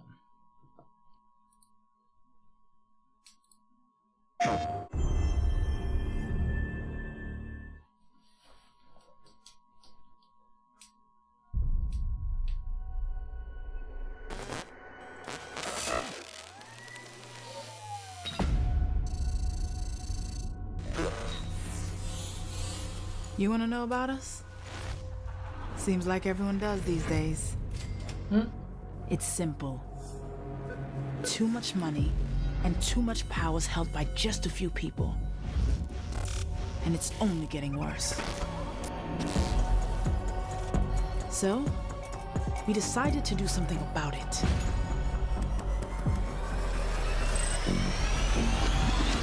Let's go. Designer socks too, I got the sweat crew. It's a haiku, I'm something like you. My drink and drive too, work 9 to 5s when I was in high school. These shoes here don't come out till June. This my pick, I'll crop you. Married to the game, said my I do's. Got a window seat like Erykah Badu.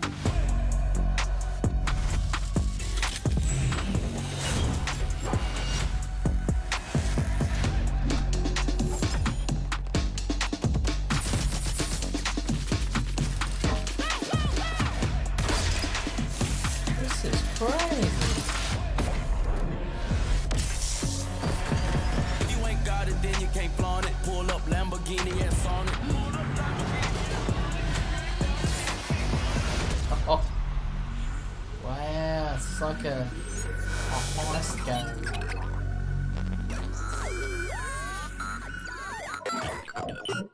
With strategic weapons rather than lethal weapons. It's something called Fair Games.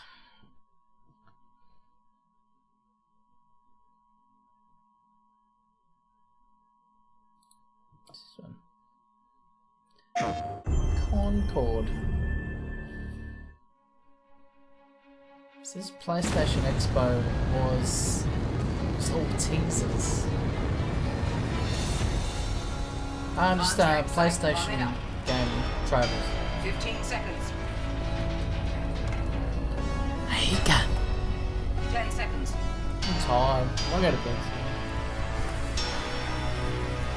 5. Oh, well, what's that 4, next? 3. Gunners, here we go.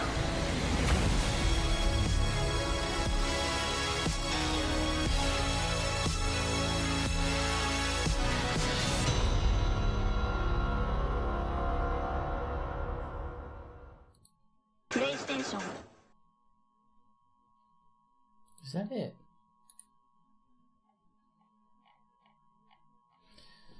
Ah, Spider-Man, Spider-Man, Spider-Man, where's the Spider-Man?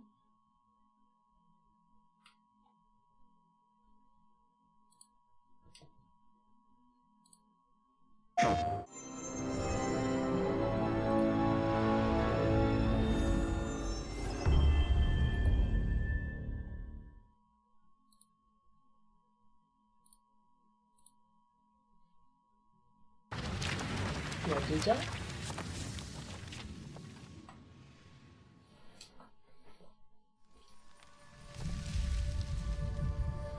Captured on PlayStation 5 in-game cinematic.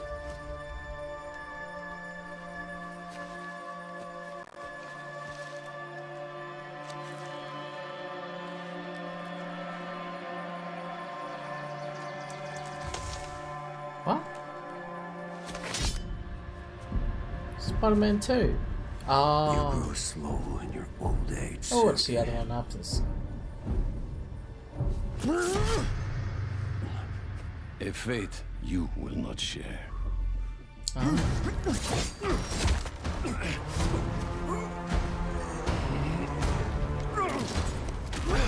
I've been in your shadow for hours, but you sense nothing. Pathetic. Marvel Spider-Man 2, introducing Kraven the Hunter. What about it?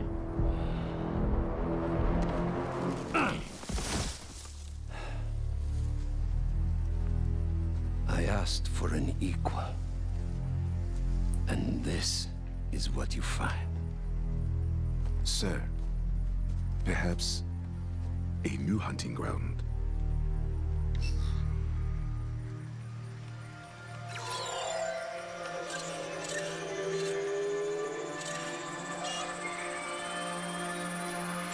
See? Light the fires. The Oh. great hunt begins.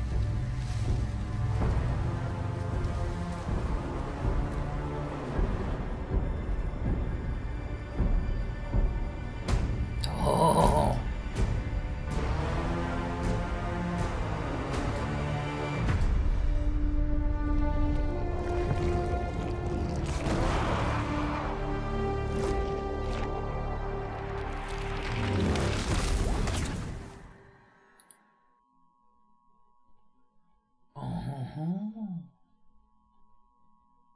Should be just here somewhere, shouldn't it? Yeah, this one. Gameplay review. Is this the one?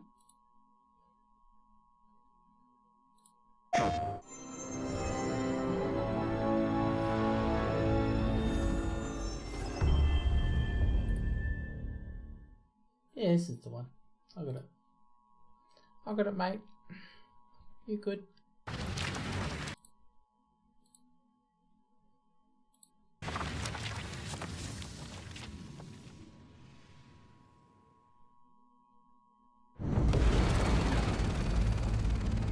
I've never even played the first Spider-Man. sighted in Queens. Closing in now.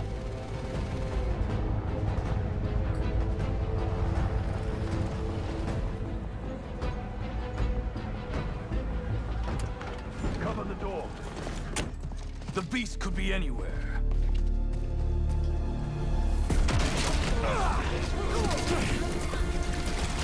You have no idea. That's sick. This whole lizard hunt ends now. Leave Connors alone.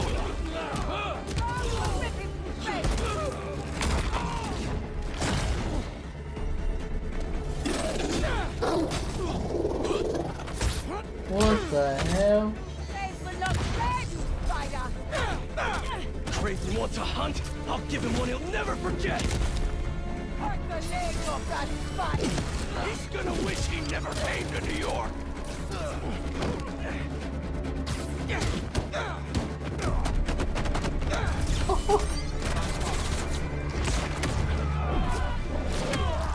Stand by and take orders. Satellite scanning all active feeds. Triangulating position. Target located at Harlem Fish Market. All teams converge. Lizards across the river. I'm not gonna make it in time. Miles, the hunters tracked Connors to the Harlem Fish Market. Lizard. I'm on it. Sounds like Craven's checking off his. We don't have much time. Move. What? Guess we'll chat later. Might need to recost the first one. Genki, the Replay. lizard's loose at the fish market. Must be sushi night. You still got the hunter drone you hijacked? Been really tough hiding it from my mom, but yeah, I'll boot up and see you there. They got here fast.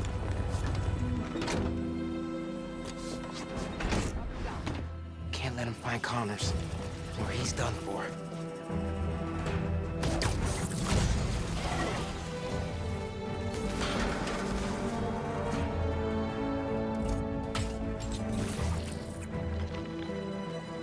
Spread out. If you find the lizard, don't engage alone. Look at those fish. It's been feeding. Never saw it coming. Sick.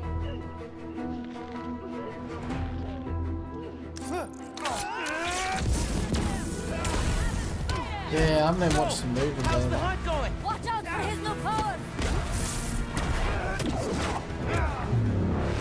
Judging by the 3 tons of dead fish, not well. All right. Where are you, Connors? Sick. Garage might lead to him.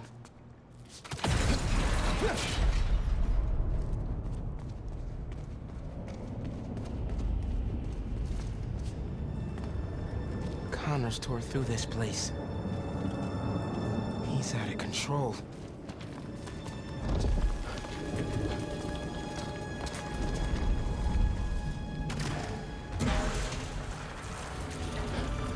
It's crazy.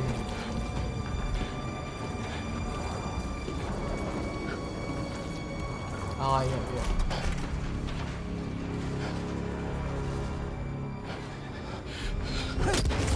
Oh.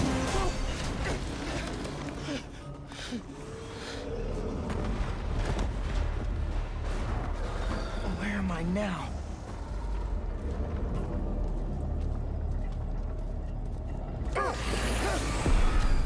How'd you find me? Follow the fish. Drone's picking up Lizard's trail. He's still eating. We can catch him off guard. Genki, get behind me.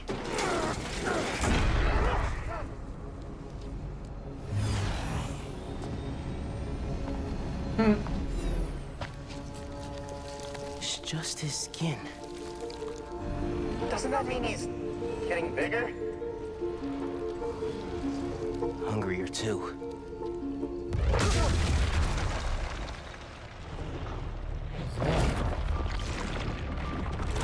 Whoa. Hey, man. New threats? The building's swarming with hunters. Any sign of Connors? Yeah. Genki's tracking him. Hey, Mr. Parker. Mr. Spider-Man, I mean. but the data isn't complete. Okay, I think I got a lock. Kiki, wait, you chill. That wasn't me. Me neither. I don't even have a stomach, so... Holy. Let's go!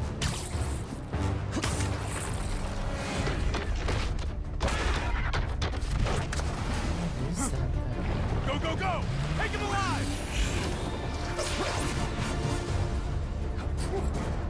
Can't lose Connors. Harry's dying, and he's the only one who can help. We won't. You take the drones, I got the jet skis.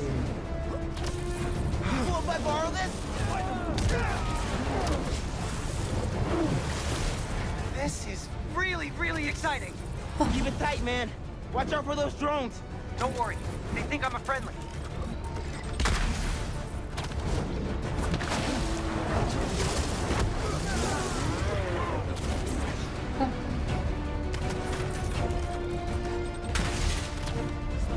There, take him out.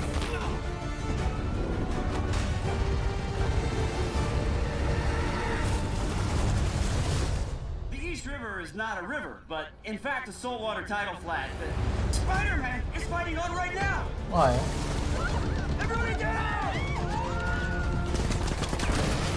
Oh no. Help the tour boat! Right, I've got the metal murder bird! I warned you about going after Connors. Now this is on you. Poison clouds. That all you got? Almost done here. Civilians are all safe. How you looking? This gunship won't quit. I'm right behind you. We'll take it down together. Oh. No time. Damn. I got you.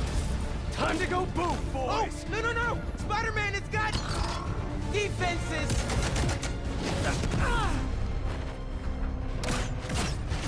Spider-Man, hang on.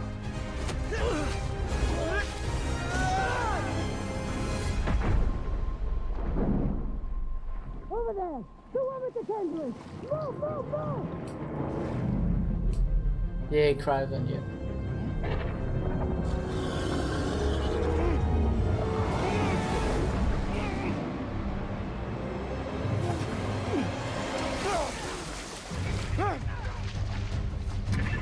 Is one invisible? Miles! Grab on, let's go!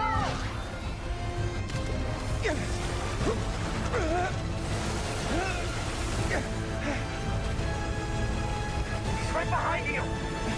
I know! Whoa! Ski faster! Fly faster!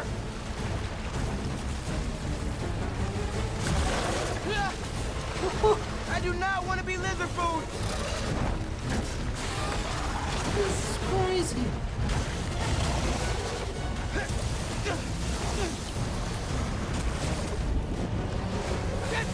Got him! Hold on! So spunky. Look out! Everyone, take cover! I know. What are you guys doing? Trying to take out that gunship! Can't get close enough! But I can! I'm one of them, remember? Bro, that's it! Pete! Alley-oop on 3? Fine! 1, 2, 3! Alley!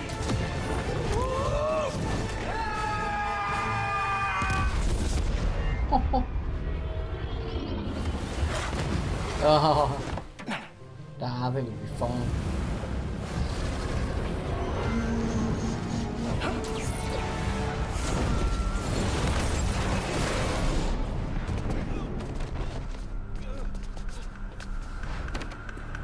He got away from us.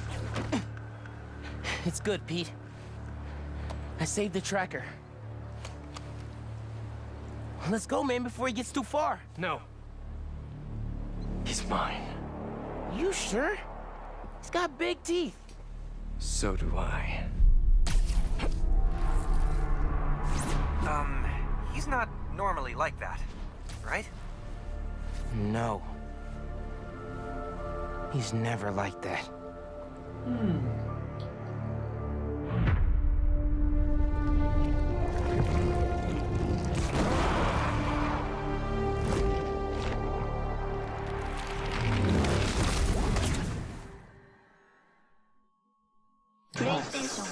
Nice. What do you reckon of that, guys? Tell me in the comments.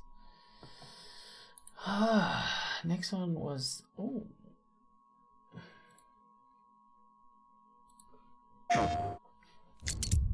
this one's for PS2 Fat Boy.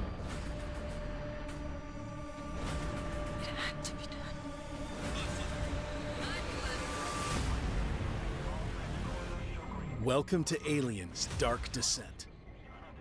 A strategic, real-time, squad-based tactical action game set in the furthest reaches of the alien universe. Join us for an extended look at Aliens Dark Descent, where players will need to make strategic decisions with lasting consequences in real-time skirmishes against terrifying threats. Yes, I can. Inspired by the 20th Century Studios' sci-fi action films, Aliens Dark Descent drops you into the cold embrace of space, where you'll use your tactical abilities to unravel a horrifying narrative that has yet to be seen within the alien universe. Where's my daughter? Would you look at that? The journey begins as your ship crash lands on Lethe, a backwater planet infested with xenomorphs. There, you take control of Mako Hayes, a Weyland-Yutani administrator, and Jonas Harper, a USCM officer, as they team up to survive an onslaught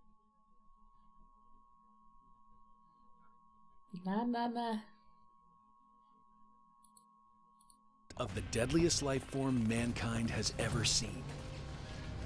In Aliens Dark Descent, you are the commander, your squad is your weapon. Like that. Control-based. Through approachable, fast-paced tactical planning, you will strategically manage their squad as a unit. If the xenomorph threat becomes overwhelming, you will have the ability to slow down time at any moment to focus on tactical decisions in the heat of combat, while making the gameplay more manageable and easier for players less familiar with this style of gameplay.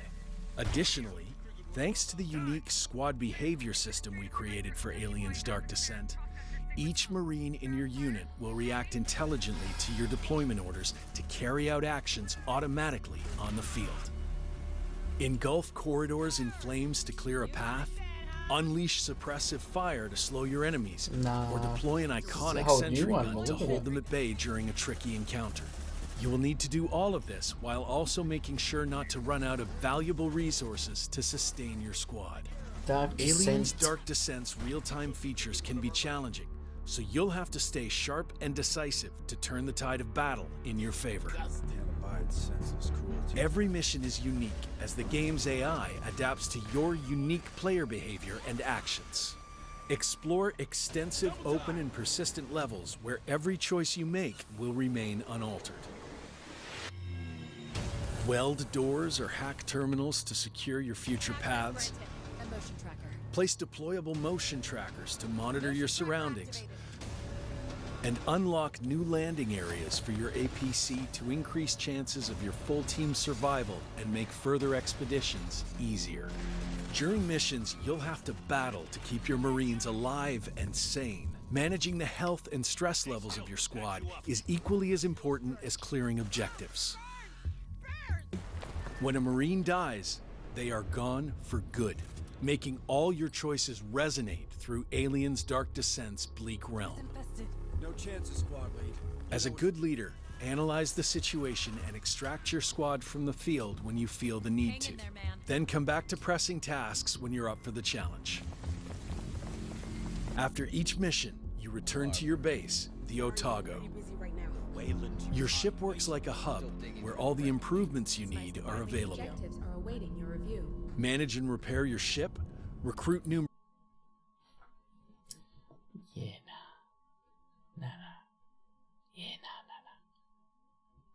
Or Vigor. It's another one PS2 playing.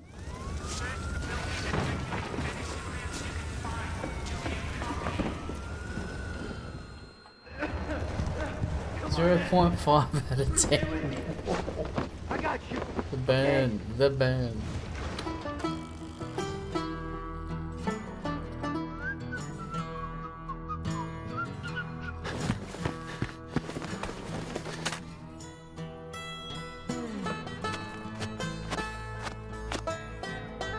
Huh.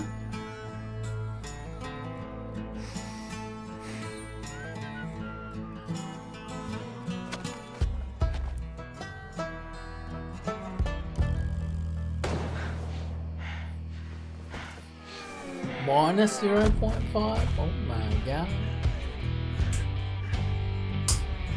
Imagine.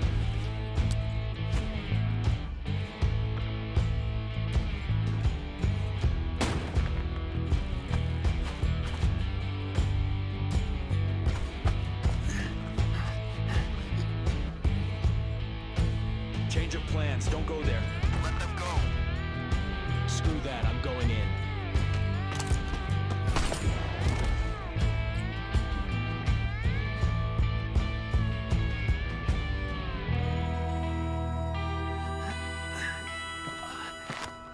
Now, we are even. I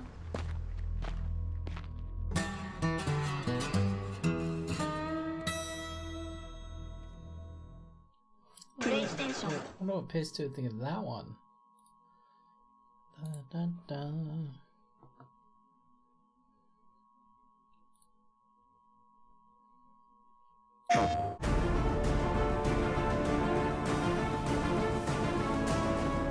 We designed the game especially around Gollum. What could Gollum do? We didn't make a design and then put Gollum on it.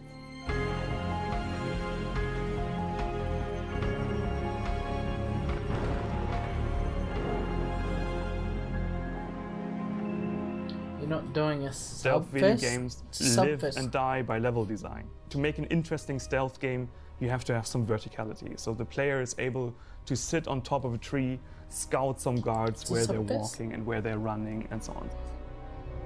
We used Gollum's agility in the game for big gaps where Gollum needs to jump over, and no Orc could do this. On the other hand, Gollum is a more tiny character and he can squeeze through tunnels, so the player actually can think, okay, I am in control of Gollum and I can reach it, but none other can. You can use several ways to make progress throughout the game. On the one hand, you could climb throughout a difficult place where orcs might guard, or you can stay at the ground and sneak through them while using several environmental aspects.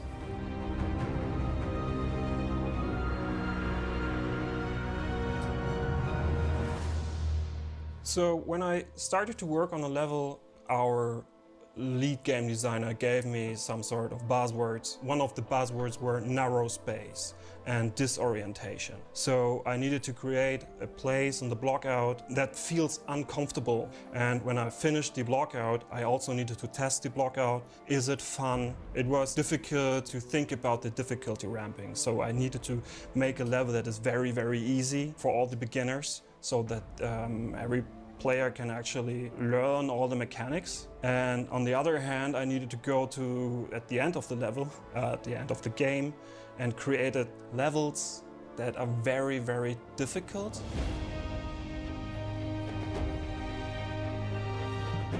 I mainly worked on the Barad-dûr part of the game, so where a lot of orcs are, but later I also worked on a level in the Elven Realms, which I had a lot of fun with because another game designer worked on it before, so I could bring a lot of freshness into the level and iterate on the work that was done before me. So it was really fresh to dive into a new environment, like different challenges in building levels, because the Elven Realms do a lot with nature, so I had to also think of how would that turn out in the nature. So how would I build a cave, how do I build a forest? It's just beautiful. Most fun was actually to create a vertical labyrinth inside of a tree. The blockout needed to give the feeling of, okay, you are already inside of a tree, even if this doesn't look like a tree. Working with the setting of the Elven Kingdom. It was great, yeah. That's in a surface.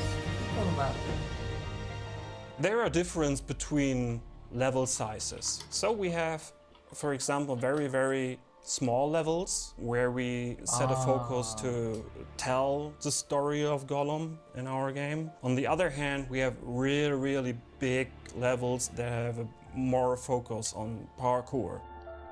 It's not encouraged that you kill enemies, because if they see you, you're most likely dead. So you try to avoid everything and solve everything like a puzzle. Don't try to be too aggressive. There are some environmental puzzles which are very calm and you have no stress. But there are also like boss puzzles where you have boss-like encounters where you have to find out how to solve it. We also have some encounters with famous characters where we have to use all those abilities to escape.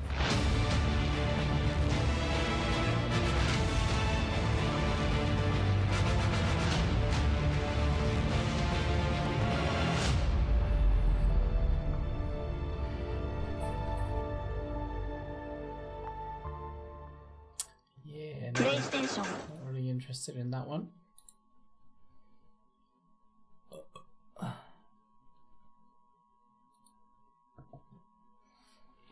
Destiny.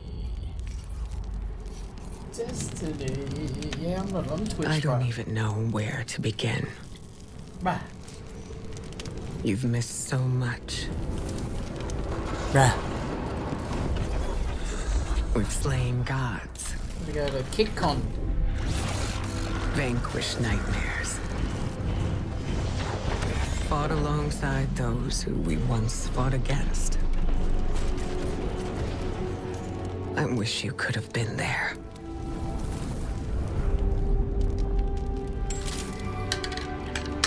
Yeah, me too, kiddo. But hey, no, I like this. I'm here now. Wherever the hell here is. The final shape.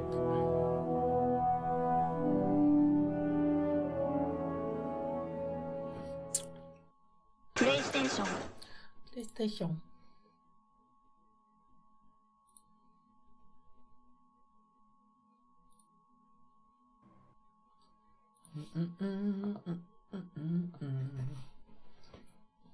Don't kick your Kong. Kick Kong. Donkey Kong.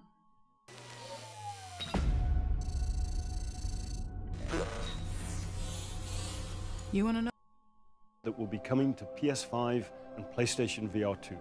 And now, what you've all been waiting for. Enjoy the show.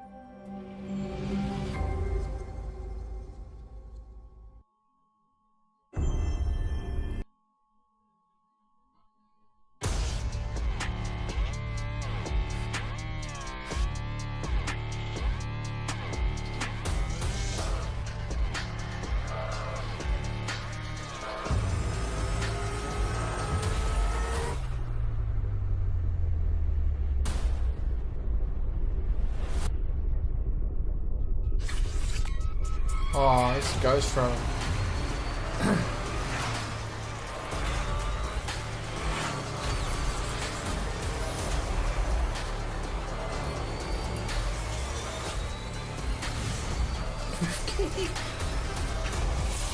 Drift kick.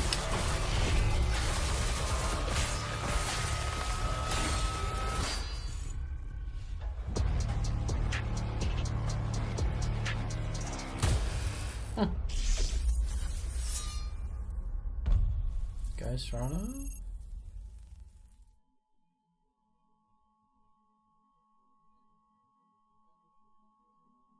What's your plan?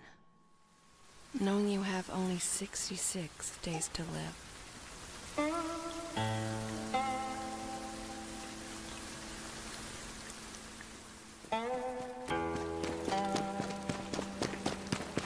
Yeah, I've seen it. It's the worst Fast and Furious. Grossing ever. Just run away.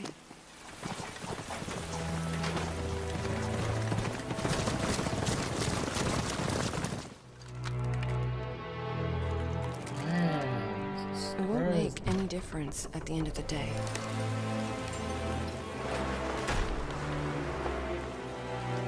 You know better than anyone else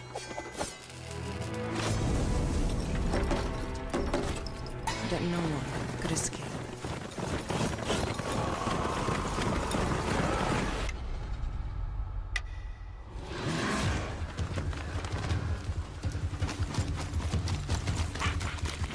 Everyone wears a mask. You too.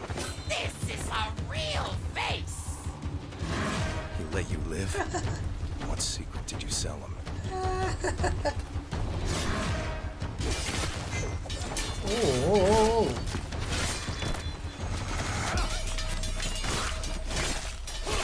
Only a dead person can keep a secret.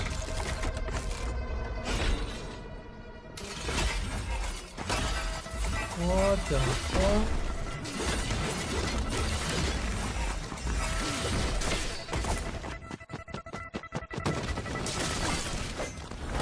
Going where?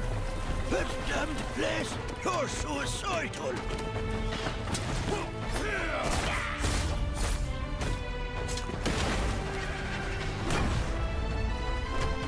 One last toast.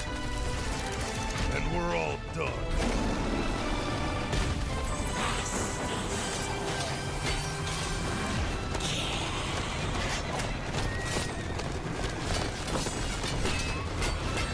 Oh, that'd be sick.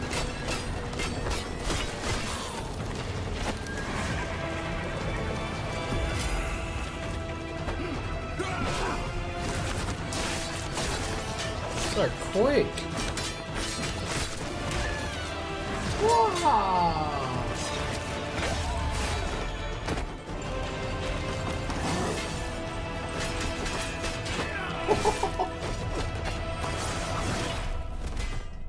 Oh my god. Patience is the key, Master. Time is not on his side. All we have to do is wait. Yes. Let's kill him with time.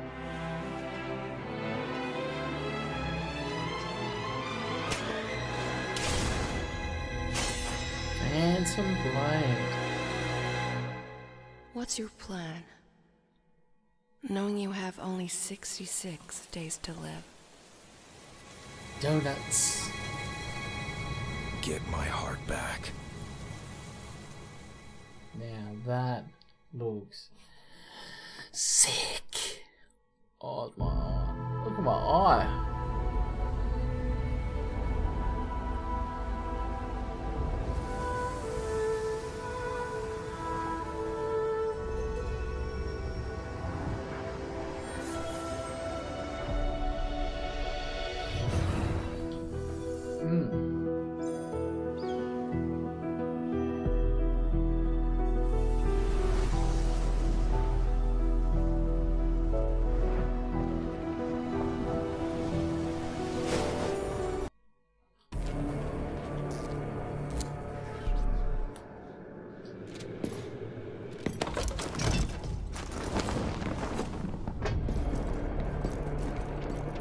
Stodgy's gap? Splatoon?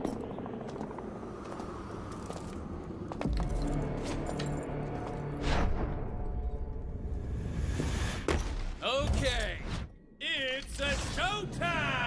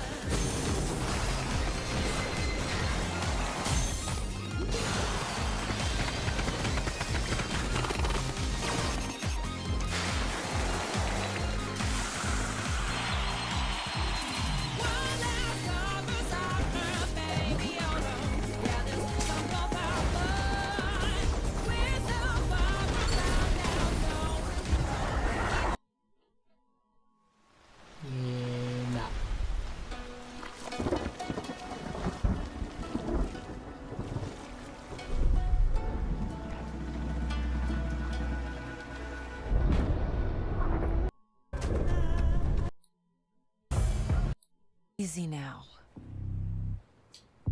First things first. Watch.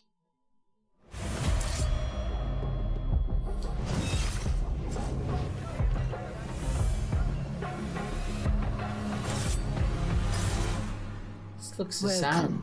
hidden one. This looks like the same as the other Assassin's Creed. You have died and been reborn.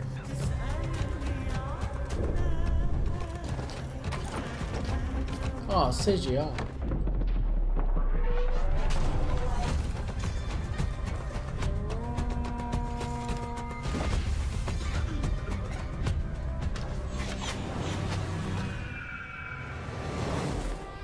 We need to find a way to get you inside without being seen. You could bribe the guards to look the other way. I shall see what flavor best suits me.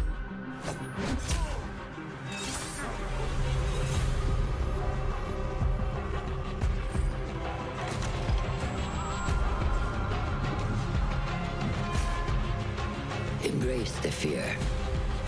Quiet it. Find the stillness. And let's go.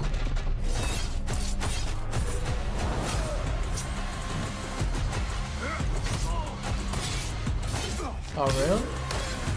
Open world.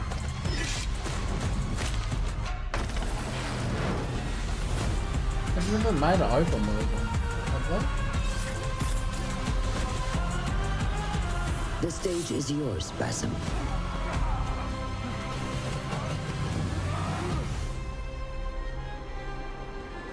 We will be watching.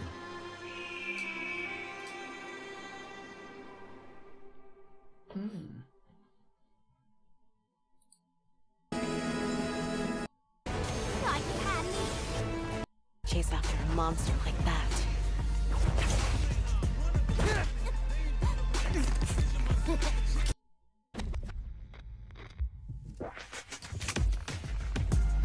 I've crossed paths with many during my journey for true strength.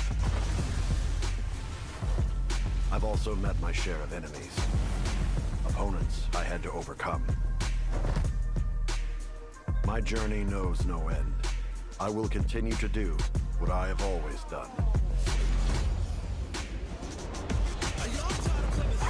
When you said you were seeking strength, despite having no real need to do so, honestly, I thought you were a complete idiot.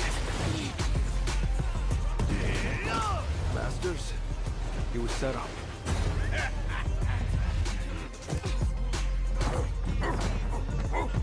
I'm not nearly strong enough to chase after a monster like that.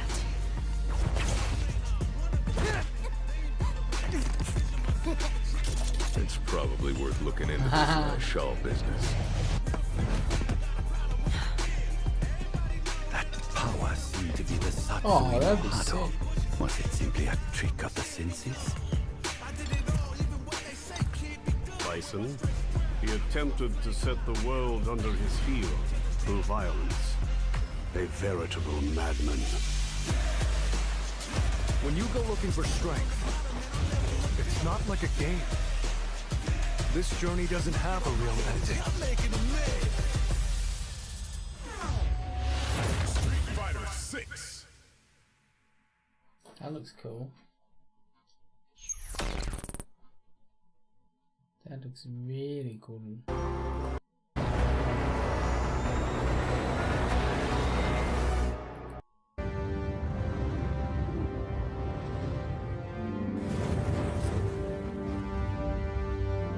Dragon's Dogma. You do not remember? Then have you forgotten that you protected me from the dragon's flames? You need only believe in your own destiny, Arisa. Of course. That begs the question. If he's a mere mummer, then where might our true Arisa? The massive open world. Nadinia's life is in your hands, Sir Arisa. Praise be, for only the Sovereign's guidance can lead us true. Long live the Sovereign of Vermont!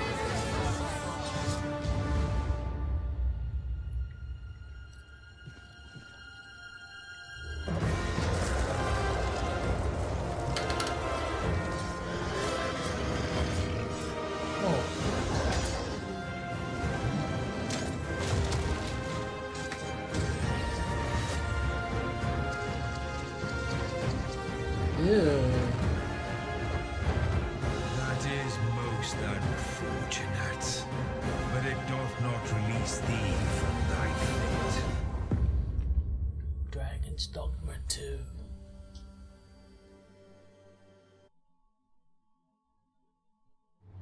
Welcome back for another week of career fulfillment and minimal social interaction. We know how challenging it can be to find a place where you feel that you truly belong, and to find a job that treats you mostly with respect and only infrequently with contempt. For that reason, we are excited to inform you that you did an adequate enough job the first time around to have you back.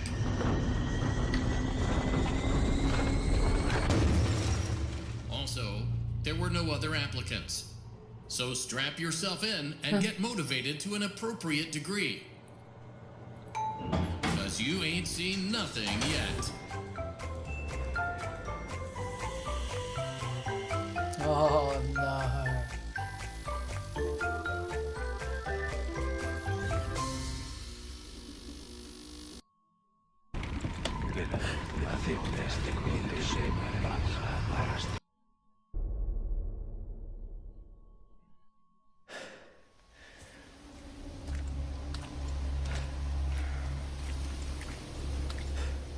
Is it ready?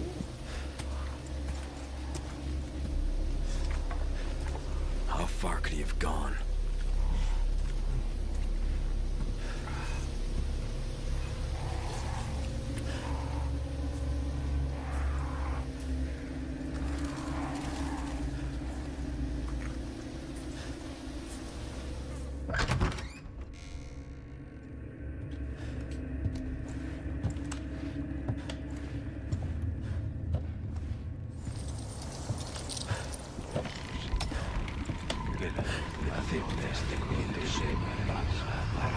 Spontaneous, what's up, mate? How you doing, bro? Oh, this is sick. VR.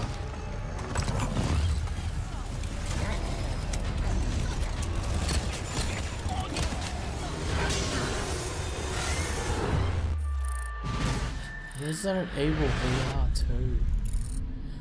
Whew. Bah.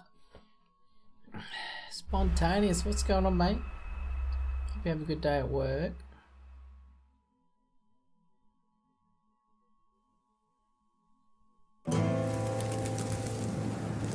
Oh, forgive me, Father, for I've sinned. Like, a lot. A lot. You see, everything started 2 years ago when I met Fred. And ever since then, it's like I see his face everywhere. And lately, I've started to develop some destructive tendencies. Whoosh! What do we have here? Well, what's a bit of armless fun? Hello, uglies. Is this Dead Rising? Blah, blah, blah, blah. And since I met my new best friend, I guess I get a little overprotective.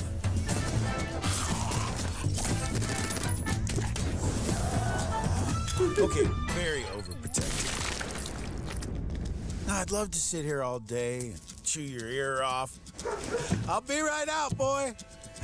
But as you know, time waits for no man. Catch you later, Fred.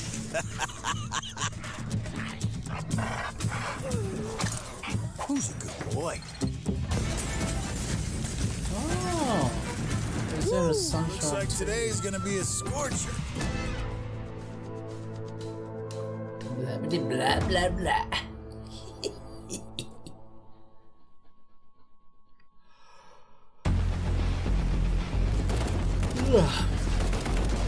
Ada VR nggak?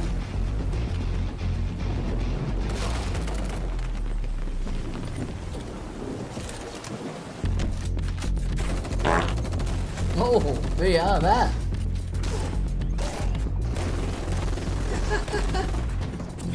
Oh, this looks pretty cool.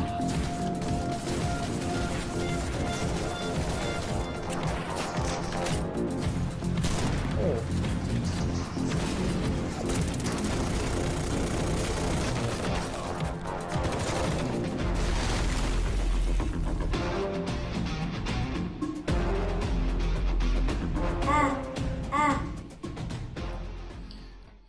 let's watch your video, then I might go to bed, themes. World action-adventure Star Wars game from Ubisoft has been in heavy development for some time now, at least for a bit more than 2 years as we speak. And the team working on it, which is called Massive, which are the creators of Tom Clancy's The Division 1 and 2, is reportedly taking assets that it already owns to create this new game. For example, the upcoming Avatar Frontiers of Pandora's assets to create this new open-world Star Wars game.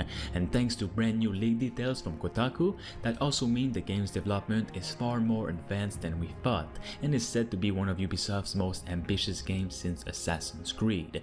These are a lot of empty words though, because Ubisoft has been doing kind of bad these past few years, so we'll need to see gameplay to get our hopes up. But there is a lot to get into today's video, including its reveal that could be sooner than expected, sooner meaning next month. So let's start right away, and don't forget to like the video right now to give some support. It is the only thing that I can ask. So first of all, before we get into the new leaks, the main leak that got people excited is how this new Ubisoft Star Wars game is said to have an Earth-size open world with multiple galaxies to explore and secrets to find. Now, the Earth-size world is meant not in the sense that you only have one planet to explore, but that the entirety of the explorable world is like planet Earth. So you could reportedly go to one planet, explore there, another planet, and explore there as well, in the end forging an Earth-size world.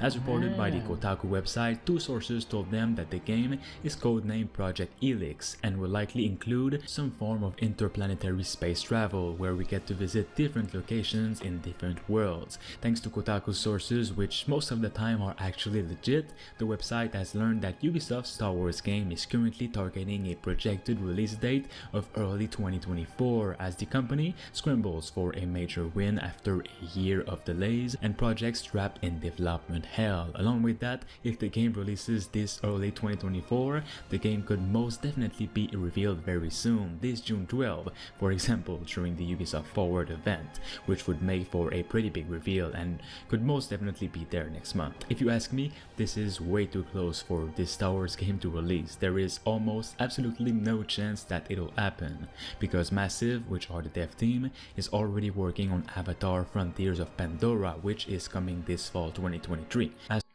Yep.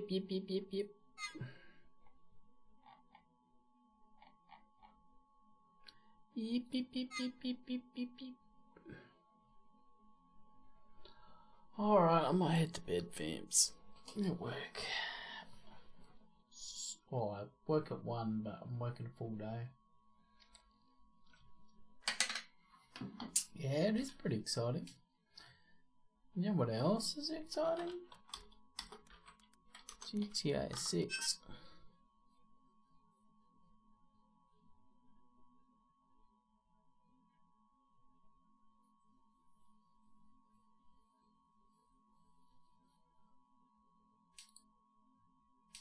There's a new GTA 6 leak floating around that states it's going to be revealed today at the PlayStation Showcase. We'll be talking about the legitimacy of this leak, what to expect, and a whole lot more. So when I got about that in a little bit, but it's actually led to a very interesting leak that, at least for me, I saw on the game's wall soon.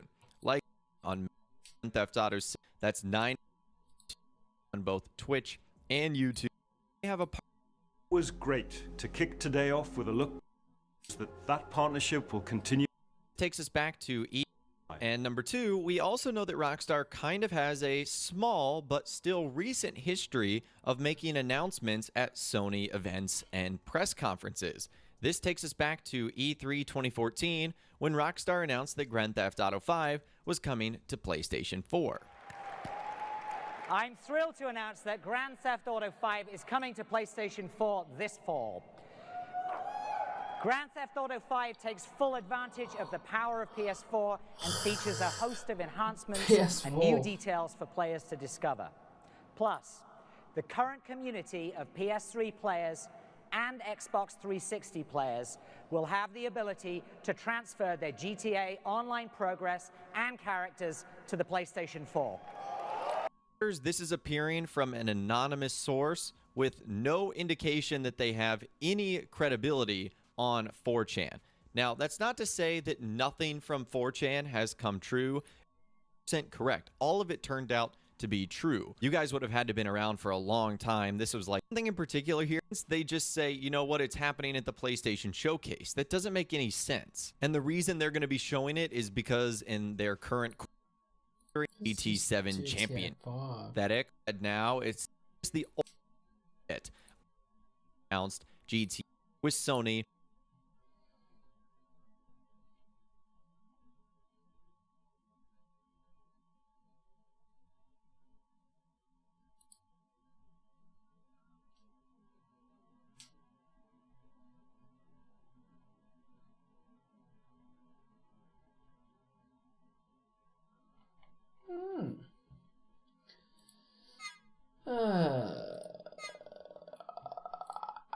And down the stretch, as you said, there's really a 2-month stretch to change.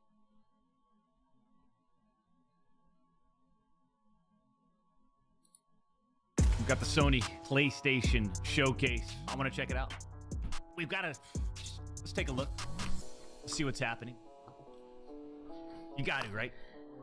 Ooh, man, they're throwing us right in, huh? The deck.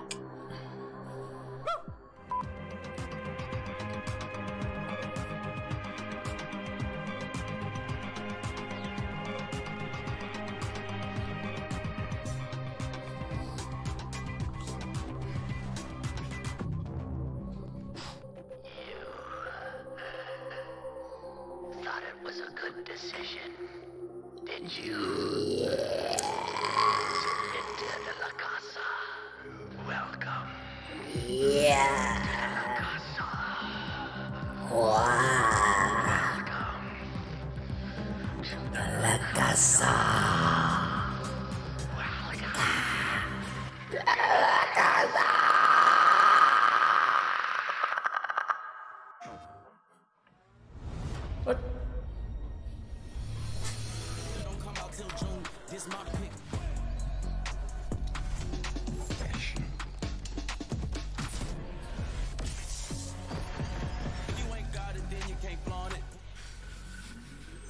Fair games till you take it, you make it.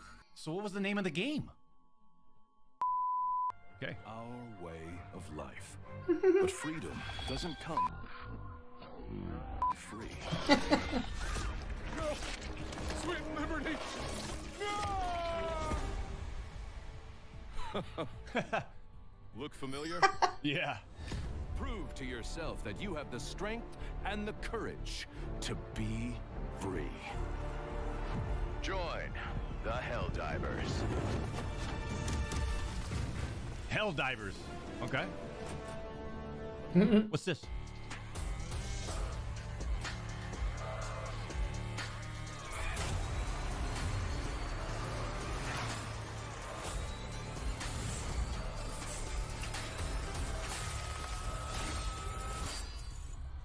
Ghost Runner 2. He's back. Knowing you have only 66 days to live. I want to see some like next gen. If it pops out, it pops out. You know, he's it's not gonna Elden love Ring this 2, one. is it? He'll let you live. It's not Tenshu. Is it Tenshu? You're suicidal.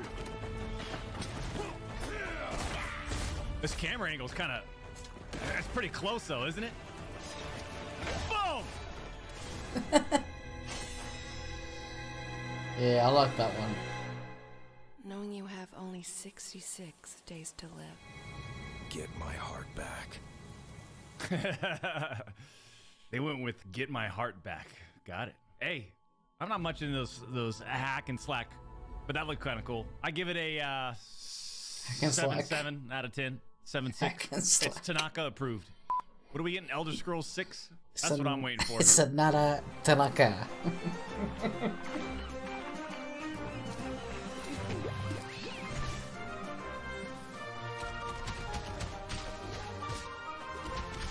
Boom, boom, boom, boom. Boom, boom, boom, boom. All right. Baby Assassin might like something like that, you know? You know what's impressive about those games? It reminds you of the old days where when you press the button, it does exactly what you want it to do, like that. Yeah. They're so optimized. Those type of games are so optimized. Yeah. Why not? Yeah. That's been out on PC for a while. Oh. Finally, Morrowind 6. Holy shit. And the graphics are better than what I was expecting. Especially at a molecular level. The attention to detail, it's such a...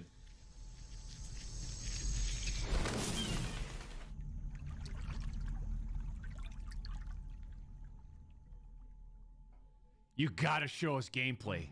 Nah.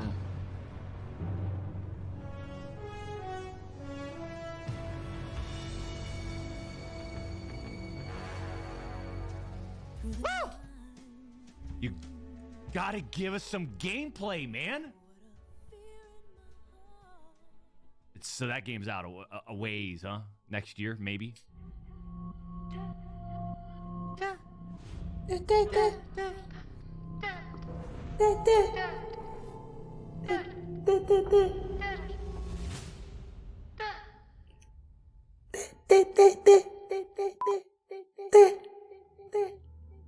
I'm trapped here.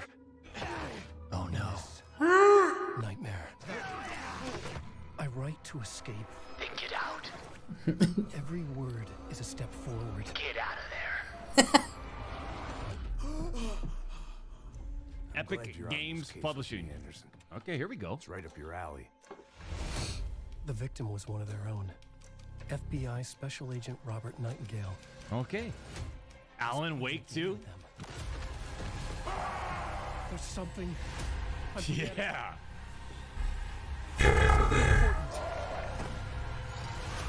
Something's not right. I like these characters. I like these bad guys, man. So far, Alan Wake 2 has got my nod for simply because they showed gameplay. They didn't show The gameplay of ninja Metal one. Gear Solid. The ninja Do we one have a was good. playthrough of Final Fantasy 16? No. Carlos, probably not. Thank you for the $10 donation. No, Carlos. Is there not going to be any voiceover or anything? Fight! Fight your way into a domain of punishment. Between the 32 characters in this all-new, online, massive, multiplayer, fantasy, slash and cut, killer game. Hey, John, the teleprompter's going. Well, if you're gonna what? No, John, if you want me to record the voiceovers, then keep the teleprompter up to date. Thank you.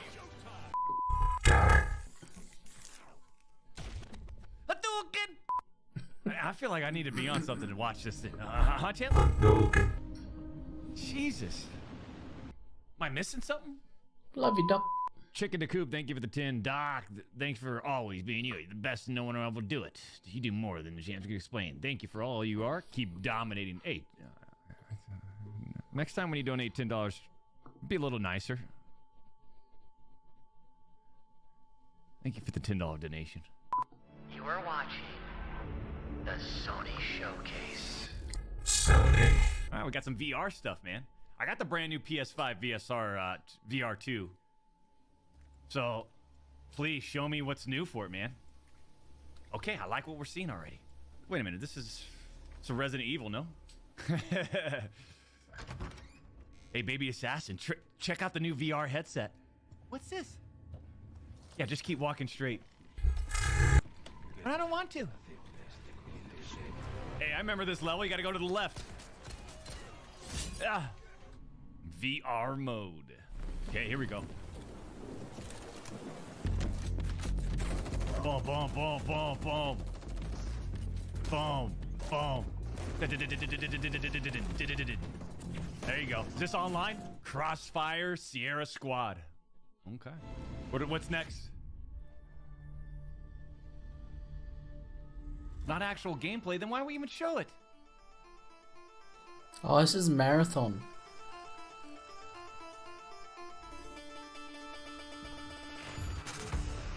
Hold on now.